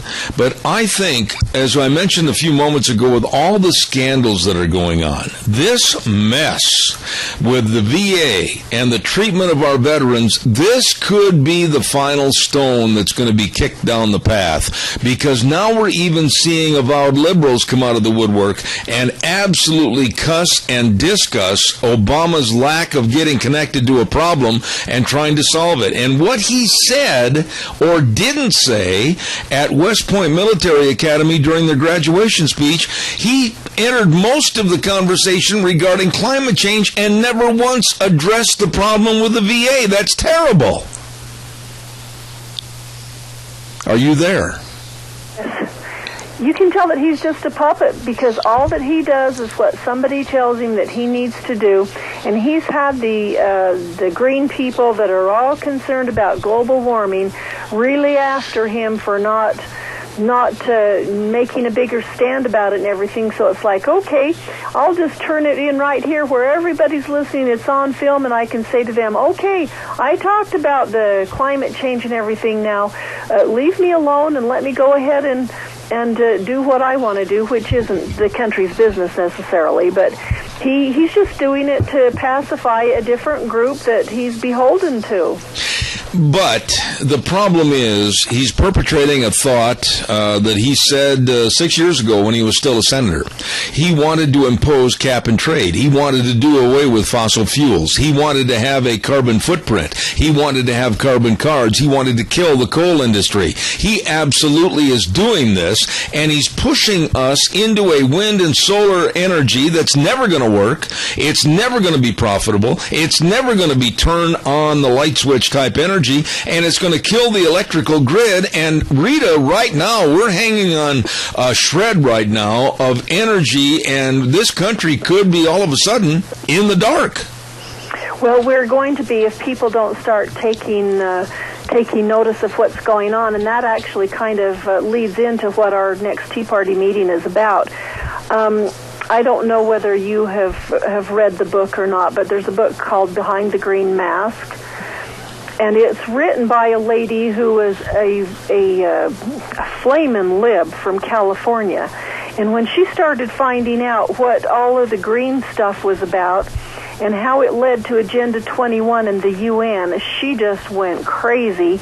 And she started doing tons and tons of investigating and getting information. and she's written a book which tells about it. But then she has gone to different counties and cities and got them informed about it so that they could get weaned away from this Agenda 21. And I hate to tell you this, but Idaho has a ton of cities that are tied up to the Agenda 21 in lieu of them getting all kinds of grants and grant this and bike path that and the various different things. And when you hear words when they talk about unsustainable and bike paths and various different things like that, those are all attached to Agenda 21. And the Agenda 21 is basically taking away all of our rights and being able to do anything that we want, giving power over to the UN so that they can be in charge of things. Obama doesn't want to be in charge of things. He'd love to turn everything over to the UN and let them be the enforcer, and it would be just a global government. And I know that sounds conspiracy theory, but it is true. And every time we get grants for our cities and counties from the federal government, whether it's the sheriff's department or the city for a bike path or a park or whatever it is, all of those have huge, huge strings attached to the federal government, and then the federal government is in charge and not the local people who thought, well, this will be nice for our community, and there's money out there.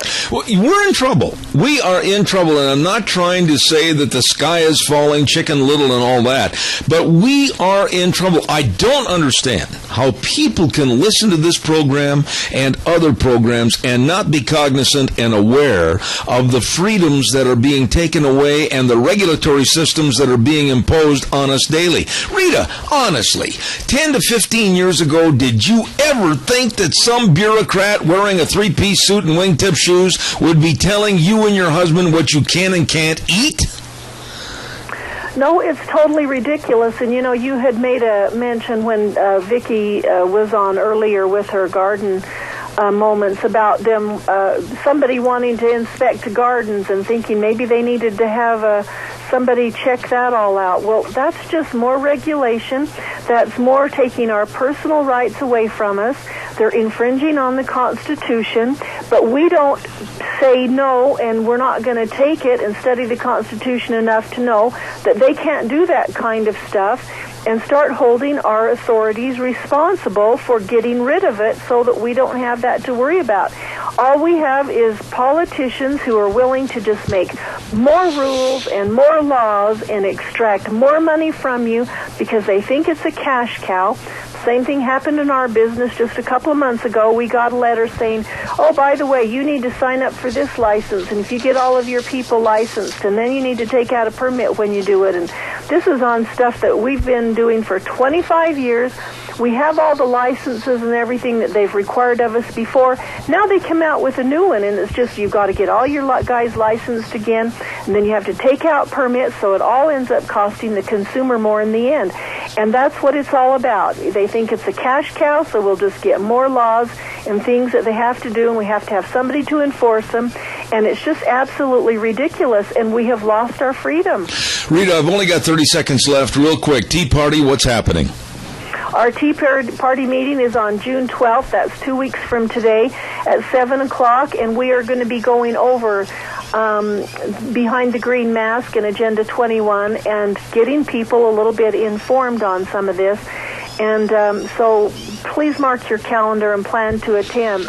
People, you've got to get informed and know what's going on, or you're just going to be sitting back saying, how come I can't do anything? Absolutely. Rita Ramsey, thank you. God bless. Appreciate it. And we'll talk to you on next Thursday. Thank you so much. Okay, thanks, bye. You bet. Thank you. Wonderful lady right there, Rita Ramsey. Oh, my goodness. Look at the time. It's about 5 minutes to 10. Breakfast was at 4:30. I'm hungry. I'm starving to death. Yes, I am, and I know some great places to go have lunch. How about we try Taco Bandito, 2301 Overland in Burley with a southern baked burrito, either soft shell, bit my tongue, soft shell or grilled shell. Oh, chicken or steak, it's made a special way. Kip knows how to make them and make them delicious. How about a chimichanga? How about a nacho burrito? How about a taco salad burrito? All of this and much more at Taco Bandito, 2301 Overland in Burley. How about we move over now to either one of two locations of Burgers Etc.? 124 South Oneida in Rupert or 700 North Overland in Burley. Oh, my goodness sakes, yes, sirree. Hamburgers, cheeseburgers, everything that's great on the menu is right there at Burgers Etc. And don't forget, every Sunday at the Burley location, they've got a shrimp dinner special. And now they've got the fresh strawberry shakes. Oh, they will knock your socks off. Delicious. Burgers Etc. 2 locations, Rupert and Burley.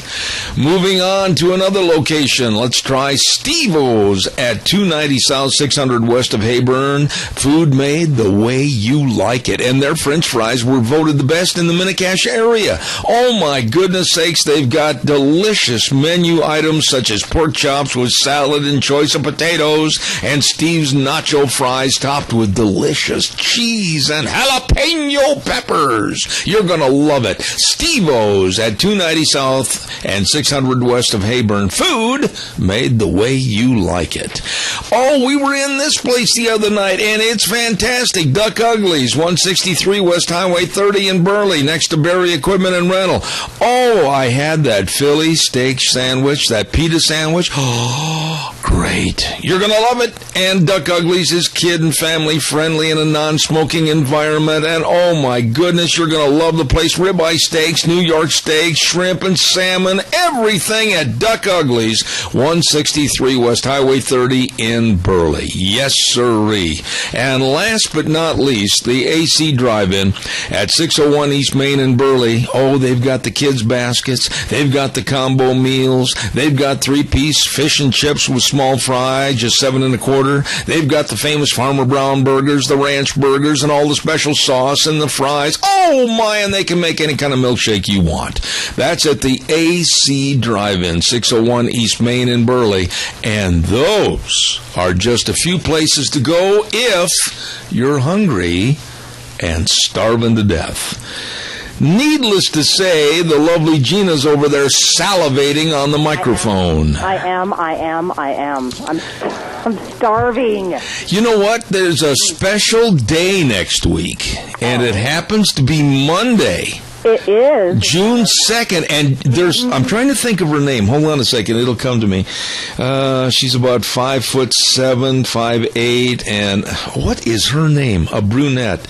Gina Jameson. I know her. It's her birthday next Monday. It is. I will be 42. You're not supposed to tell your age. I don't care. I'm proud of my age. That's what I like about you. Open and honest. From the front of the book to the back cover. That's right. You can see, just I'll open it up. It's no big thing, but thank you very much. Yes, you're welcome. It's my birthday. And I got a surprise for you. You do? Yes, I do.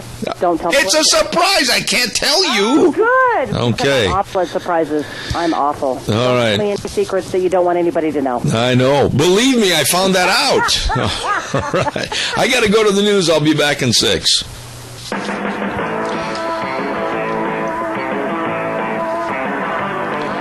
Welcome back, hour number 3 on a Thursday, Zeb at the Ranch. I'm Zeb Bell, along with our major sponsor, your Magic Valley Les Schwab Tire Centers, all 7 locations, serving you, and of course some of our great advertisers, including Lease Furniture, Floors, and More at 459 Overland in Burley, and we're going to talk about them in just a few minutes, and also our friends at Ramsey Heating and Electric at 2600 Overland Avenue in Burley. Oh, say, by the way, the Chadwick Sports Grill, 139 West Main in Burley. Oh, today, you know, this is one of my favorite meals. It really is. Roasted pork loin with apples and onions. I love that combo. With choice of potato, veggies, and super salad. Oh, knock your boots off. Delicious. At Chadwick Sports Grill, 139 West Main in Burley. We'll see you there. You'll enjoy the food, the atmosphere, and the people at the Chadwick Sports Grill. Right now, let's head on down to 459 Overland in Burley, and lo and behold, we open the front door, and here is Mr. I'm scared to even ask because I'm not sure who's here. Brent Lee, good morning. Zev, it's Jason. That's what I thought. Jason standing right there. How are you, Jason? I'm doing good. How are you? I'm great. What's going on at Lee's Furniture, Floors, and More? Well, Zeb, just some new things that just came up. We just got a few real good special buys on a number of rolls of carpet. We've got that just arrived, a 36-ounce nylon carpet that's priced at only $8.95 a square yard. It's an outstanding buy. Get your durability aspect, and like I said, some roll specials. Really good time to come in. We also have coming in, should arrive here any moment, some new Smart Strands, about a 50-ounce Smart Strand also at $8.95 a square yard. That's under $1 a square foot, Zeb. So some really good specials in the floor covering. Also, we've got some in-stock tile at 99 cents a square foot. So a lot of specials. You're needing to upgrade, do a few little remodels. Many good things here under $1 square foot. Okay, now that's in the carpet department. What else have you got for us today? You know what? We've got our mattresses on sale, some up to half off, up to 50% off on our mattresses. Really good specials there. I've got a couple floor model closeouts that we're moving out that we're not bringing in anymore because they are doing the cover closeout, so they're basically replacing them with a like mattress, but they'll look a little different, so we close them out and get some real good buys there. Bedroom furniture, needing new beds, dressers, all of that's been marked down. We've got some great savings on group collections as well. And then, of course, the upholstery. We've got sofa love sets starting at just $6.99 for the pair. Multiple colors, multiple styles to choose from. Really great value. And then I'm looking right now. We've got a power reclining sofa starting at just $8.99. That's got the power motion in it. Really spoils you. Just some real good specials right now, Zeb. Now, when you say a power sofa, exactly explain to the audience what it is quickly. What does it do and how does it operate? Well, it's just like a regular reclining sofa. So the one that I'm looking at, we've got at $8.99, and so you've got the 3-cushion sofa. The 2 outside seats will recline, but instead of having to pull the lever or do some that kind of opens it up, there's a little button you push. Really nice feature. It'll open. You can stop it at any point. People love that, especially if you ever sleep in it. You stop it wherever you want to stop it. It's not going to move on you. Just a really good special, really spoil you as far as that reclining aspect goes. Absolutely. And all of this is at Lee's Furniture, Floors and More at 459 Overland in Burley. Jason, what are the hours? We're open from 9 to 6 on weekdays and 10 to 5 on Saturday. All right, and you did a wonderful job again this morning. Jason, I appreciate it, down at Lee's Furniture, Floors and More, 459 Overland in Burley, and we will talk to you next Thursday. Thanks for having me on. Thank you, sir. Have a great day. Really, really nice people at Lee's Furniture, Floors and More. Ladies and gentlemen, right now it's time for Cassia County School Days, and we're very blessed to have 2 wonderful sponsors of that segment, and they are A Child's World at 1308 Overland Avenue in Burley, and they've got all the family games and the puzzles, and they've got all the clothing down there, and as a matter of fact, they've got the spring 20% off your total purchase sale. Wow, that'll save you a lot of money, and they've got a baby registry and free enclosure cards with discounts, and you can get your Cherokee and Dickie scrubs and all your shoes at A Child's World. It's all there at A Child's World, 1308 Overland in Burley. And also our thanks go out to Ambulatory Surgery Center, 1344 Highland Drive in Burley. Yes, over 100 outpatient surgeries are performed at the Ambulatory Surgery Center in Burley every single month, saving people hundreds of dollars, and they always receive friendly and outstanding care. Please call them 670 677-8888. That number again, 677-8888. Ambulatory Surgery Center at 1344 Highland Drive in Burley and A Child's World, 1308 Overland in Burley, are bringing you school days in Cassia County. And right now, on the phone with us is a lady, a lovely lady, vivacious, educated, well-spoken, the Cassia County Schools Communications Officer. I read all this from her card, Debbie Critchfield. I'm glad to know that's in the fine print. Well, you told me I had to say that. Well, then you followed your directions well. Yes, I did. How are you this morning? I am well. You know, I would imagine that at this time of the year, kind of a nostalgic time of the year, the seniors are preparing to take the next step and go on to college or a trade school or whatever. But what about the juniors that are going to be seniors and some of the class scheduling for next year? As you've mentioned, the seniors they're done with it. Their brains have put it away and they're thinking about college. This really is a critical time, pardon me, for next year's juniors and seniors to be thinking about their class schedules, which is probably the last thing on their minds, but it really is an important item for parents and for students. And the state of Idaho has made it very easy and accessible to take dual credit classes for juniors and seniors. Now, if we've got a minute, I wanted to talk about dual credit and what that means versus AP classes versus honors classes. Some of those words and terms get used interchangeably, and they are very different. They're all great classes for kids, but they accomplish different purposes. Okay. So a dual credit class is a course that while a student is enrolled in a high school, and it doesn't have to just be Cassia, but enrolled in high school, they can also enroll in a college-level course.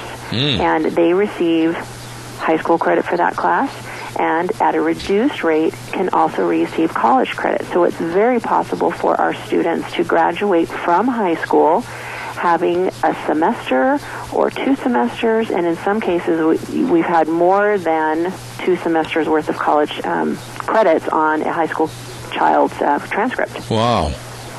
Okay. Now, this, to me, is this a relatively new, innovative idea, or has it been around for quite some time? Well, it's been around for several years. I think that it's finally getting attention, and I think more and more parents are catching on to the fact that I'm going to use CSI because they're right in our backyard. Right. And you can do dual credit anywhere around the state, but a CSI for a dual credit class for a high school student is $65 a credit, which is considerably reduced, and the state of Idaho subsidizes that for parents. And I think as more parents realize that maybe the expenses of colleges are going up, tuition and living expenses and so forth, getting college credit while their child is in high school is a great money-saving and time-saving trick. Is there an advantage education-wise, other than saving money and saving time? What about the advantages to the education? I would say that a lot of times we look at schools and we think, well, what are we doing for the extra achieving students? What are we doing for those bright students? And in some cases, we can't accommodate class-wise, every child that wants to explore their interests or maybe move beyond courses that are offered in high school. The dual credit system is a great way for a child to go out and see what's available, as I said, not just at CSI, but statewide. And again, with the subsidy that comes with the cost, it becomes a real benefit. And I do want to point out that this last legislative session, the legislature made it possible for every junior in the state of Idaho next year to receive up to $200 worth of credit towards those classes and $400 for every senior. Debbie. So there's been a real push to help our high school students if they wanted to go beyond the high school setting. Okay, now I have a naive question because I'm not that familiar with the dual credit system. You said in-state. Now, that would not be applicable then to perhaps they're going from here to the University of Minnesota or Wisconsin or Harvard or Yale. Are there credits that they could ascertain to those schools? Absolutely. Now, the state of Idaho won't help you pay for those, but absolutely you can. And there are students who perhaps they know that they're going out of state to a particular college. And if that program is available with that college, they can do those classes online and receive a high school credit for that. Okay, if you wanted to be in a particular program at a certain school when you graduated, it's a great way to get a jump start. Absolutely. Now, you say there's a distinct difference, like with the AP, honors, and the dual credit classes. Explain the other two. So an honors course is certainly something that's more rigorous. You can have an honors English or an honors literature, or it's a step up from the basic required class. And again, it's for kids who maybe want more of a challenge or who want to dive more into the subject. You don't get any college credit for that. The A is the A. The grade isn't any different that you earn. It looks nice on your transcript for a student to say that they were in an honors level course versus the standard course. Now, in AP class, AP stands for Advanced Placement. It's similar to honors in that it is more rigorous and more challenging. And you can receive college credit for an AP class if you take a test at the end that the student would pay for. So that's not a guaranteed college credit. And I think we have at times have had some misunderstandings about the AP class. Well, my child was in an AP class all semester long. How come they're not receiving a college credit for that? You can, but the child has to then go take a test and perform at a certain level, and then they would at that point receive the college credit. And then that takes us to the dual credit class, which is you're enrolled in the class like any college student would be throughout the semester, and the grade that you earn in that class is what you get as your high school credit, and then, of course, you've paid for the college credit. Debbie, That's clear as mud. No, it's very interesting, but I go back to my thoughts after I left high school, and I'm sure this is true with a lot of people. They sit back maybe 2 weeks, 2 months, a year after high school, and they go, oh boy, I really messed up the last 4 years. I should have and I could have, but I didn't. I bet you hear that from a lot of students. Now, these things are available, and if they put a little elbow grease in, they can really achieve some great items in school. I'll say, and I'm going to use a personal experience because of what I have known, and I do the best that I can to get our parents and our students to be aware of this, but because of this, I really, I don't want to say push my children. I just was aware of it and said, hey, here's some opportunities, and I've got 2 kids that have graduated, and both of them left high school with a semester's worth of college credit under their belt. And the savings of not only the money, but the time and getting through some of those things while they were in high school, they look back and they say, oh, thanks for helping me get that accomplished, or, making that aware. And so a lot of it, I think, is just our parents aren't aware, and by extension, they can go to their students and say, hey, if you're going to be taking this class or an elective class anyway, let's take a dual credit psychology through a college here in Idaho. And it accomplishes a lot of purposes. How do you build that fire? I've only got about 2 minutes left, but how do you build that fire? When we're freshmen and sophomores going into our junior year, we think we're 10 foot tall and bulletproof and we know everything. How do you go about building that fire to get these kids to go into those courses? That's the $24,000 question, isn't it? And like you've pointed out, when you're a freshman and a sophomore, you don't really see beyond perhaps homecoming dance or the basketball game, some of these things. And I think that's where the parent comes in to help give some guidance and some training. And as the child progresses through high school, okay, now when it's time to schedule, this is the time of year that we're scheduling, sit down with your student or sit down with the counselor and have those conversations so that you can help impress upon the minds of your children that if they're your child's college bound, then this is a great avenue. And even if they decide to go and pursue, technical schools, those sorts of dual credit sciences and math, those things translate. And the more we have these sorts of conversations, and I think the word of mouth and And money translates to everybody. I don't care who you are. When you explain to somebody that you can save a lot of money, that's going to get their attention. Absolutely. The communications officer for Cache County Schools, Debbie Critchfield. Debbie, that was very interesting, and it makes me feel a little bit remorseful because those opportunities are long gone, but oh boy, I'm glad they're still available, and even more so today for the kids. So thank you very much for that program this morning. Thank you. God bless. Have a good day. Thank you very much. School days in Cache County. And this morning our guest, Debbie Critchfield, the Cache County Schools Communications Officer, and brought to you by two wonderful businesses, A Child's World at 1308 Overland in Burley and Ambulatory Surgery Center at 1344 Highland Drive in Burley. School days in Cache County. Hey, you need a lawyer? You need somebody that knows the law? You need somebody that knows all about wills and trusts and estates and ag law, water law, farm leases, everything? Well, then I know two fellas that can work for you. A couple of Declo boys that grew up and have done good. And that, of course, is Brent Anthon and Matt Darrington of Anthon Darrington, PLLC, 601 7th Street in Rupert. The number to call, 260-5280. They can help you. Believe me, starting up a new business, well, they've got the answers as to what you need to know. And family law, adoptions, everything, they've got the answers to your questions, so please call them at 260-5280. And that, of course, is Anthon Darrington, PLLC, serving you in Rupert, Idaho at 601 7th Street. They're waiting for your call. Right now, we're going to jump across the river and through the woods to Gina's office we go. Gina, do we have our friend Steve Lakey on the phone? I'm waiting for him to pick up his line. That sometimes could turn into an all-day sucker. Yeah, so we are waiting, and so I will let you know when we have him on. Well, we'll just keep you on the air, and I'll ask you, what are you going to do this weekend? What am I going to do this weekend? Yeah. We will partake a little bit of Western Days, because of course Western Days is this weekend. Yeah. And then kind of throw it to the wind as we normally do. Is the old 32 Ford going to be in the P-Raid? You know, I don't think so, but we'll probably put it in the Jerome Parade. Oh, really? For the Jerome County Fair and Rodeo? Yes. Oh, okay. Yes. Are you going to put a new floorboard in so you don't have to stop it by dragging your Nikes?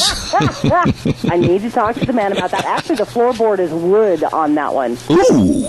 Yeah, it's actually all original. It's actually a pretty cool vehicle, but we might ride in the parade on the tandem bike just because. I mean, I don't have to be in the parade. I don't have to work it or anything for Western Days, but I think we just might kind of follow up the rear and ride the tandem bike. Whoa. Stop right there. Ride a tandem bike? Yes.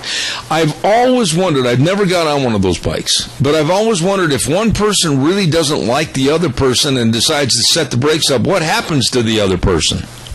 The other person actually, one person steers and the person in the back actually pedals. Oh. Yeah. Why does one person have to do all the work? Well, it's a mutual pedaling thing, but sometimes one of us forgets. Well, what if the wrong person forgets and locks the whole dude up? Or you got Blue Cross coverage at the hospital? No Blue Cross coverage. If we bang ourselves up, then we just go home and patch ourselves. But we've never wrecked yet. So. Do you have to really coordinate? Now you're doing this and I'm doing this, and don't forget.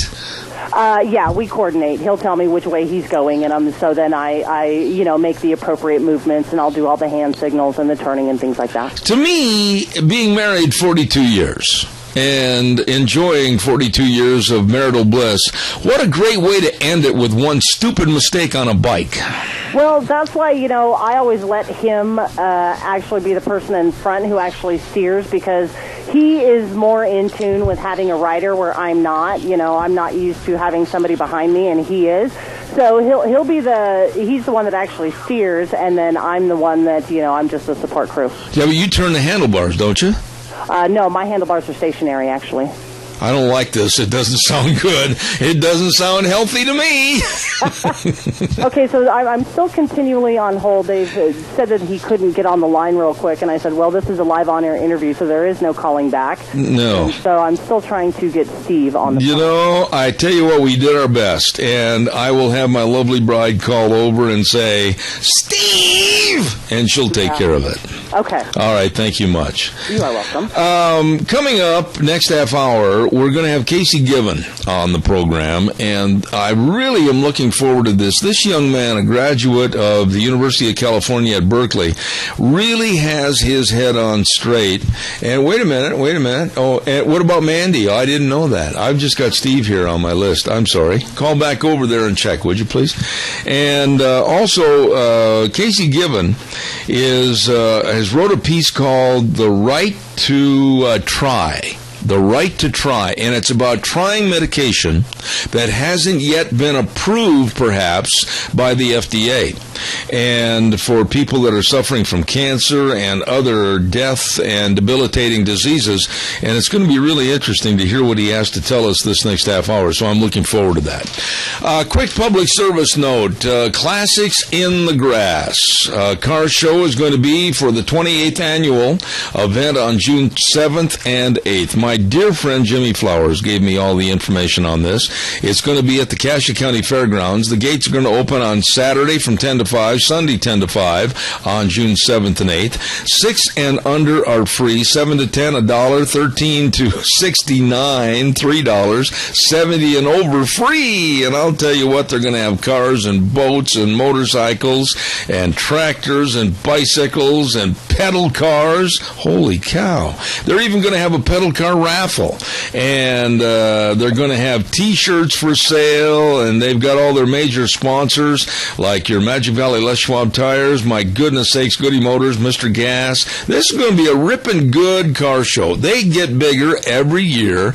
It's called Classics in the Grass, and it's going to be at the Cassia County Fairgrounds on June 7th and 8th. Don't you miss it, okay? Right now, we're going to send it over to our main studios, and we'll be back in about 3 minutes. Don't go away. And now, back to Zeb at the Ranch on AM 1230 KBAR. To reach Zeb, call 436-2244 or toll free 1-866-927-4587. And now, here is Zeb. Oh, thank you very much. Welcome back, our last half hour. And Gina, if you don't mind, I think what I'll do is the weather forecast, and then we'll go to our guest. The weather this hour is brought to you by some really delicious folks. Yes, Scarro's Meats, 331 North Road in Jerome.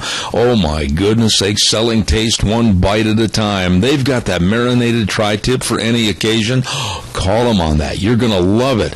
And they guarantee everything they sell, along with their summer barbecue special, 50 pounds of beef, pork, and chicken. And don't forget to call today for all the detailed information. They're ready to serve you as your hometown meat cutter, as I said, selling taste one bite at a time. Scarro's Meats, 331 North Road in Jerome. And here is Michael Rogers' weather.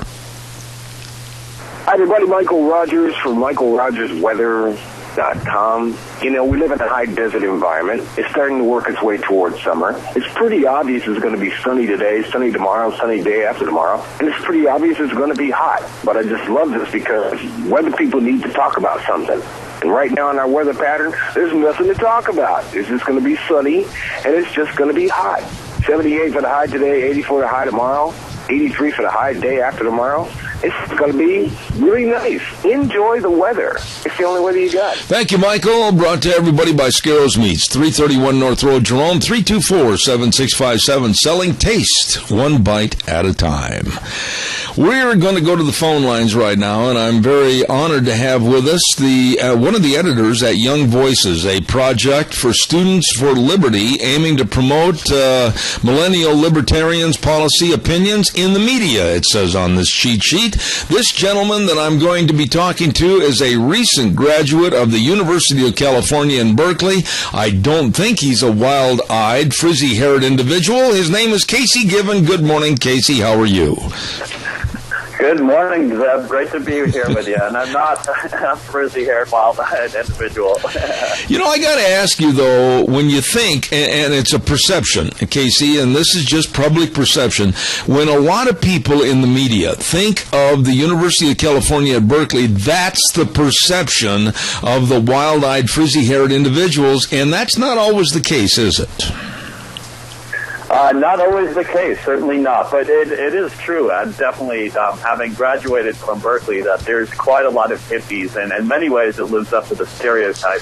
But there's actually quite a lot of people who love limited government. Actually, the biggest club, the student group at Berkeley, was the College Republicans, and I myself also ran started up Berkeley's libertarian club called Students for Liberty, and we had quite a huge presence there, and we've won some awards. So there's actually some good folks at Berkeley who are trying to reduce the size and scope of government.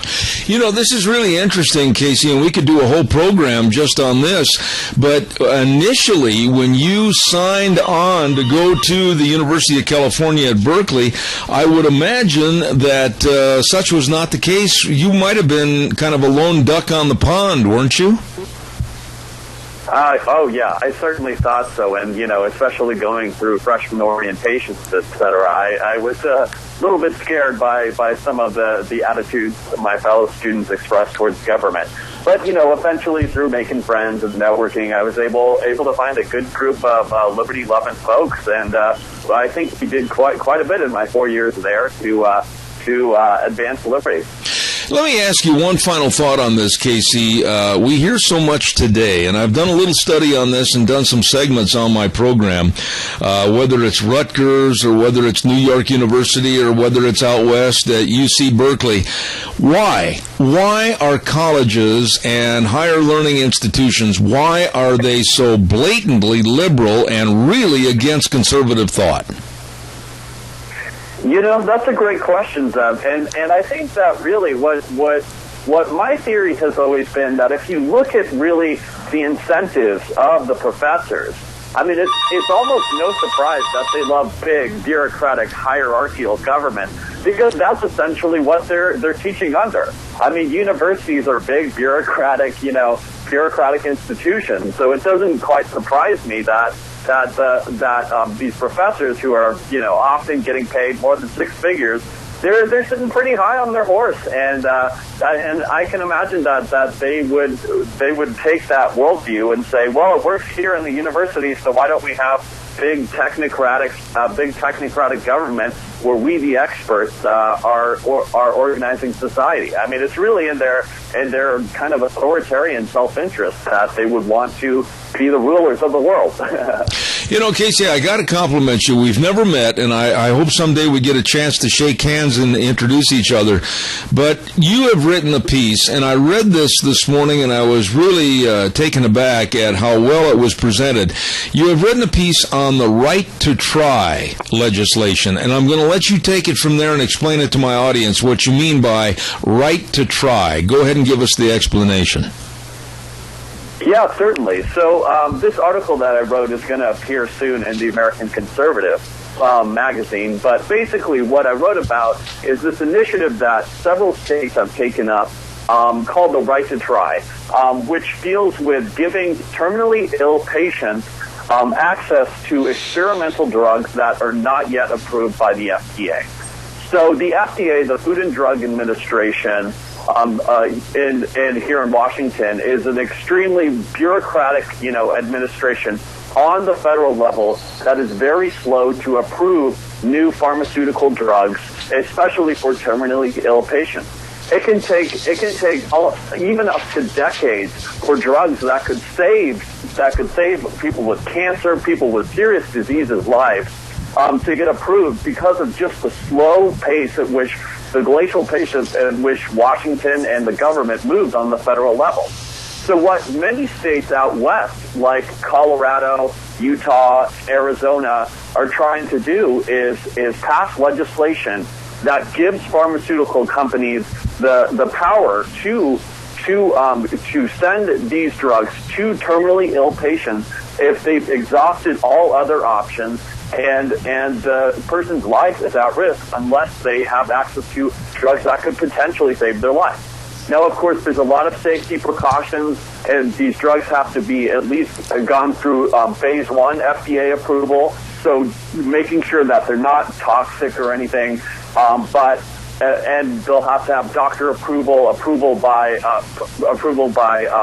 guardians, etc. But this is a really exciting bill that could potentially end up saving hundreds or thousands of lives. Let me ask you, Casey, how much thought, how much study, how much perusing and digging into the story did you have to do before you came up with this concept? Well, I've just been kind of following the news lately, and this has already been passed, this bill, in several other states. Mm-hmm. That's what initially caught my interest. Just last week, Colorado was the first state to pass the right to try bill in a big bipartisan majority. And currently, Louisiana just this week also passed the initiative. And so it's now sitting on Governor Jindal's desk for signing, which he's expected to do. Mm-hmm. And other states like Arizona and Utah are considering the measure as well in their legislature. Heck, maybe even Idaho sometime soon will. All right, Casey. It's a big movement that's coming up in the West, and I think it's really exciting. Let me ask you this question. I want to phrase it, you know much more about this subject than I do, but basically the generics of the drug are known as to what they hope it will do and hope it will accomplish. So from that juncture, if they think it will cure cancer or stop heart disease, whatever the case might be, if they have the generic basis of what it was designed for, why are they so slow, and how come the FDA is so slow in their approvals? Yes, that's a great question, Zeb, and it's a really important question because, with so many other things in Washington, with bureaucracies moving slow, it's wasting taxpayers' dollars. But in this case, in the FDA's approval process, we're not talking about money. We're talking about people's lives that are on the line. Right. And lots of people have lost their lives because of the FDA's slow approval process. But to answer your question about why the FDA is taking so long, it's a number of reasons. And really, the good free market economist Milton Friedman wrote about this even as early as the 1970s. About how about the bureaucrats of the FDA are really discouraged to approve drugs, because if they say approve a drug that turns out to be bad, then their job is on the line. Then they could potentially be fired. So they're naturally afraid to approve drugs that could save people's lives. So instead, because if, say, they disapprove of a drug, if they reject the drug, and it actually turns out to be fine, then nobody hears about it. So it's really just kind of these perverse incentives that are at work, unsurprisingly, by our federal bureaucrats at the FDA. So these states have really kind of taken initiative to circumvent this slow glacial process, and allow people allow terminally ill patients whose lives are on the line and have exhausted all other options, and with no medication out there to save them, to instead take a chance at their own consent of possibly saving their life. With the form of consent signed by the patient, will it get to the point, hopefully in this country, that pharmaceutical companies that have these potentially life-saving drugs available, will the power of the consent form outweigh the bureaucracy? I certainly hope so, and we'll certainly find out in the next few weeks, because unsurprisingly, as with states, anytime states reaffirm their states' rights and their powers their power to legislate, oftentimes the federal government gets upset. Gets upset that they're breaking away from their one-size-fits-all mandate, bureaucracy. And so it's probably expected that the FDA will somehow bring legal action against these states and try to stop patients from getting drugs that could potentially save their lives. The FDA has sued in the past. There was a case in 2003 in which where the state of Washington tried to get the FDA to speed up its approval process, but the FDA shot back and unfortunately won. So there is quite a bit of legal precedent of the FDA trying to stymie and put down states asserting their state rights and patients' constitutional right to life to potentially have access to these drugs. So we'll see. Certainly, it's going to be an interesting legal drama coming forward. But I think that really there's a lot of hope for this because this really has the moral argument on its side. I mean, we're talking about bureaucrats trying to stop terminally ill patients, people with diseases, from potentially saving their lives. So I think that hopefully there will be enough of a public support on the side of these states to stop the FDA from any sort of bureaucratic stymie and in that sense. Let me ask this question, Casey, and this is purely speculative as far as the answer and the question itself. Do you think that with the mess that the VA is in right now and the bureaucracy gone wild concerning the VA and the administrative powers to help our veterans, do you think that this right to try legislation is hitting at the right time, because this might help also our veterans and it might open up a completely new field of thought of expedition instead of foot dragging? Oh, absolutely, Zeb. I think this is just the perfect timing for this. I mean, we're seeing now, I think Americans are profoundly aware, not with Obamacare and now especially with the VA scandal, that the federal government just can't run our healthcare system. I mean, they can't even properly take care of our veterans who put their lives on the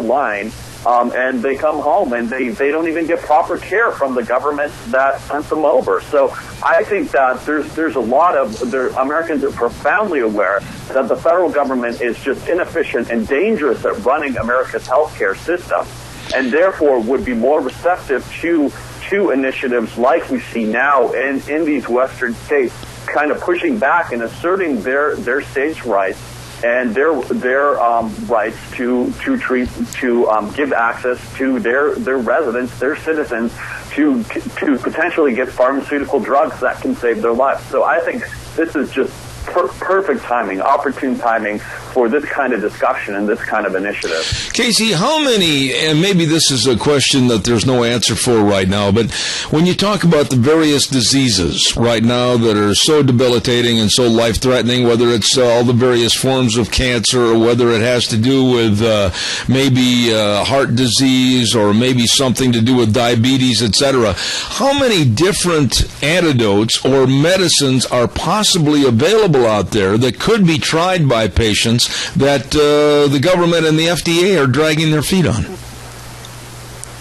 That's really hard to quantify. I certainly should do some more research on that. I think that if you look at it, there's just been so much. There's been thousands and thousands of drugs that have been throughout the FDA's history that have been denied or are currently being stymied by regulation.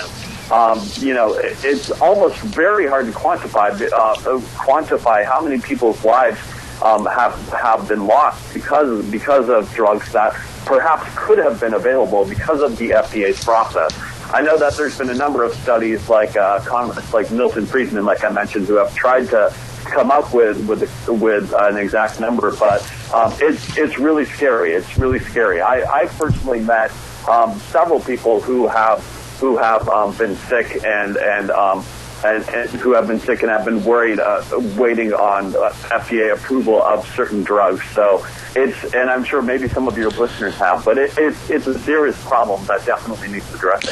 Casey, is this something that right now, with the right to try legislation, that each and every one of us should be contacting our state senators and representatives and telling them that we would like to see this talked about in the next legislative session of every state? Is that the best way way to approach this problem?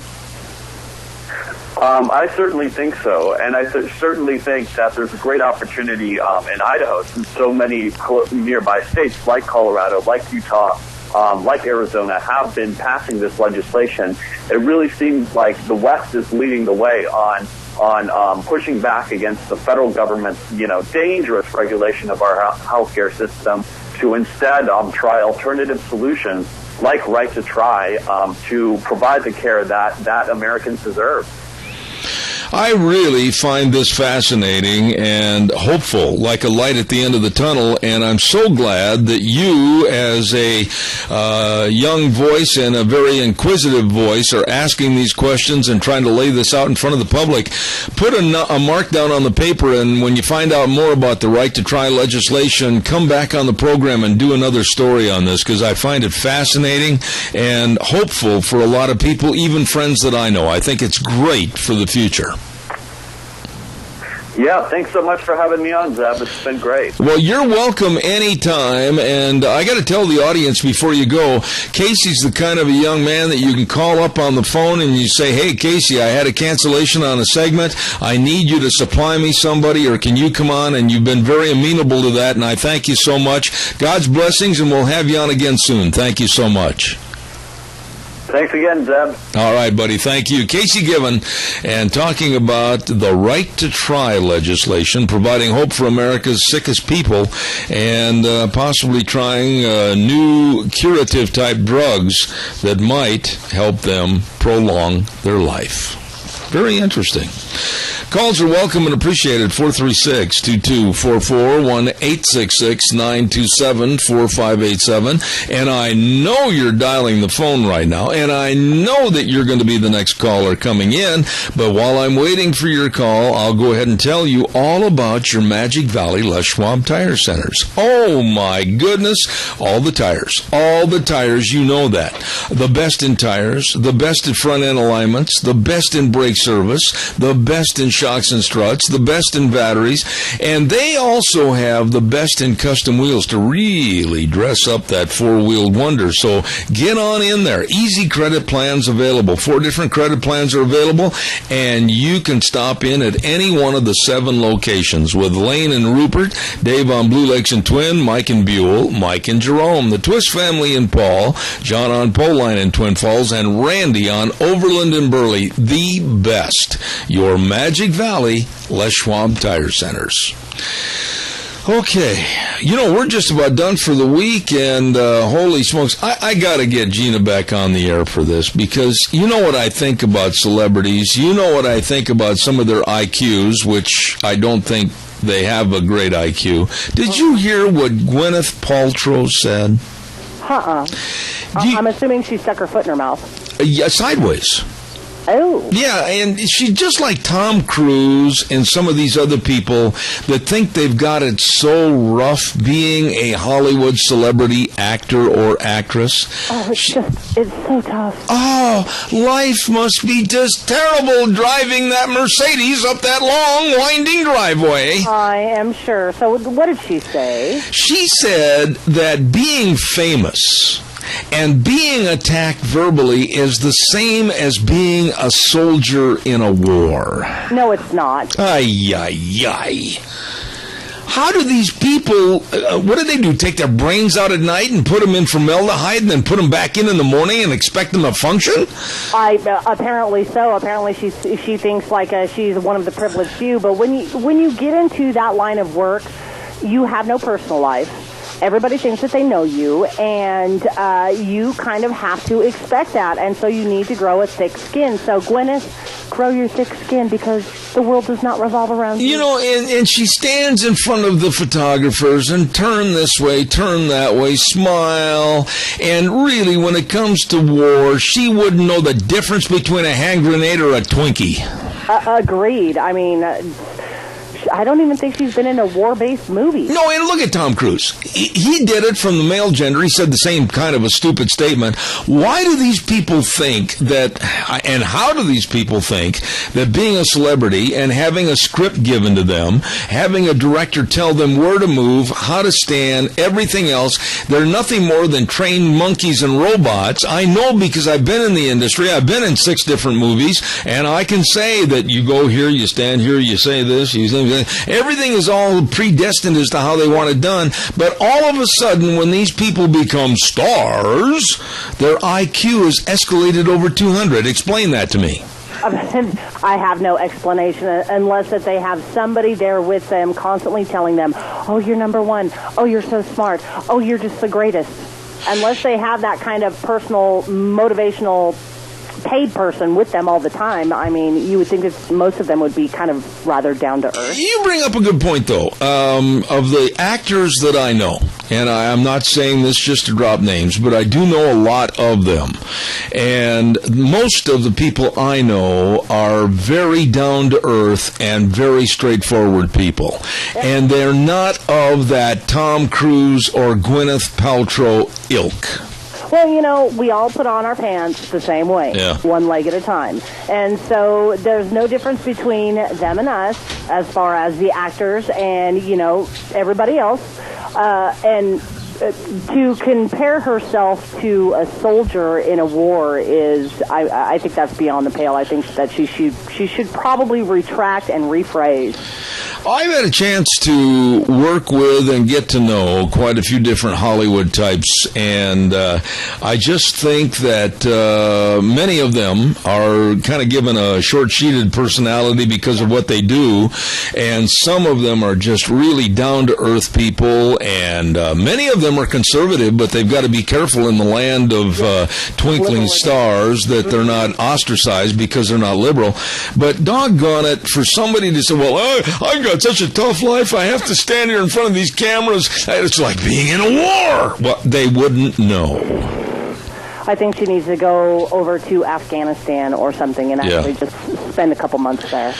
Well, we're going to wrap things up, but I want to tell you that next Monday, oh my goodness, all the bells and the whistles and the party favors and the balloons and the birthday cakes and the ice cream. Everybody take a piece of birthday cake over to Gina. It's her birthday next Monday, and she promises that she'll eat every single piece of cake. I will. I promise. You know what? That doesn't surprise me. I will eat it because right now I am starving. And I just got to say, big congratulations to my little boy. He is officially done with school today at noon. And right after this, we're going to go to the family barbecue over at St. Nicholas. So that is nice. All of the kiddos. You give old Kennedy a pat on the back for me. I shall. All right. I'm excited. Listen, folks, tune in again next Monday at 8:06. And that's, of course, Zeb at the Ranch. And the way things were are the way things ought to be. God bless. Have a safe weekend. We'll see you back here next Monday. Adios.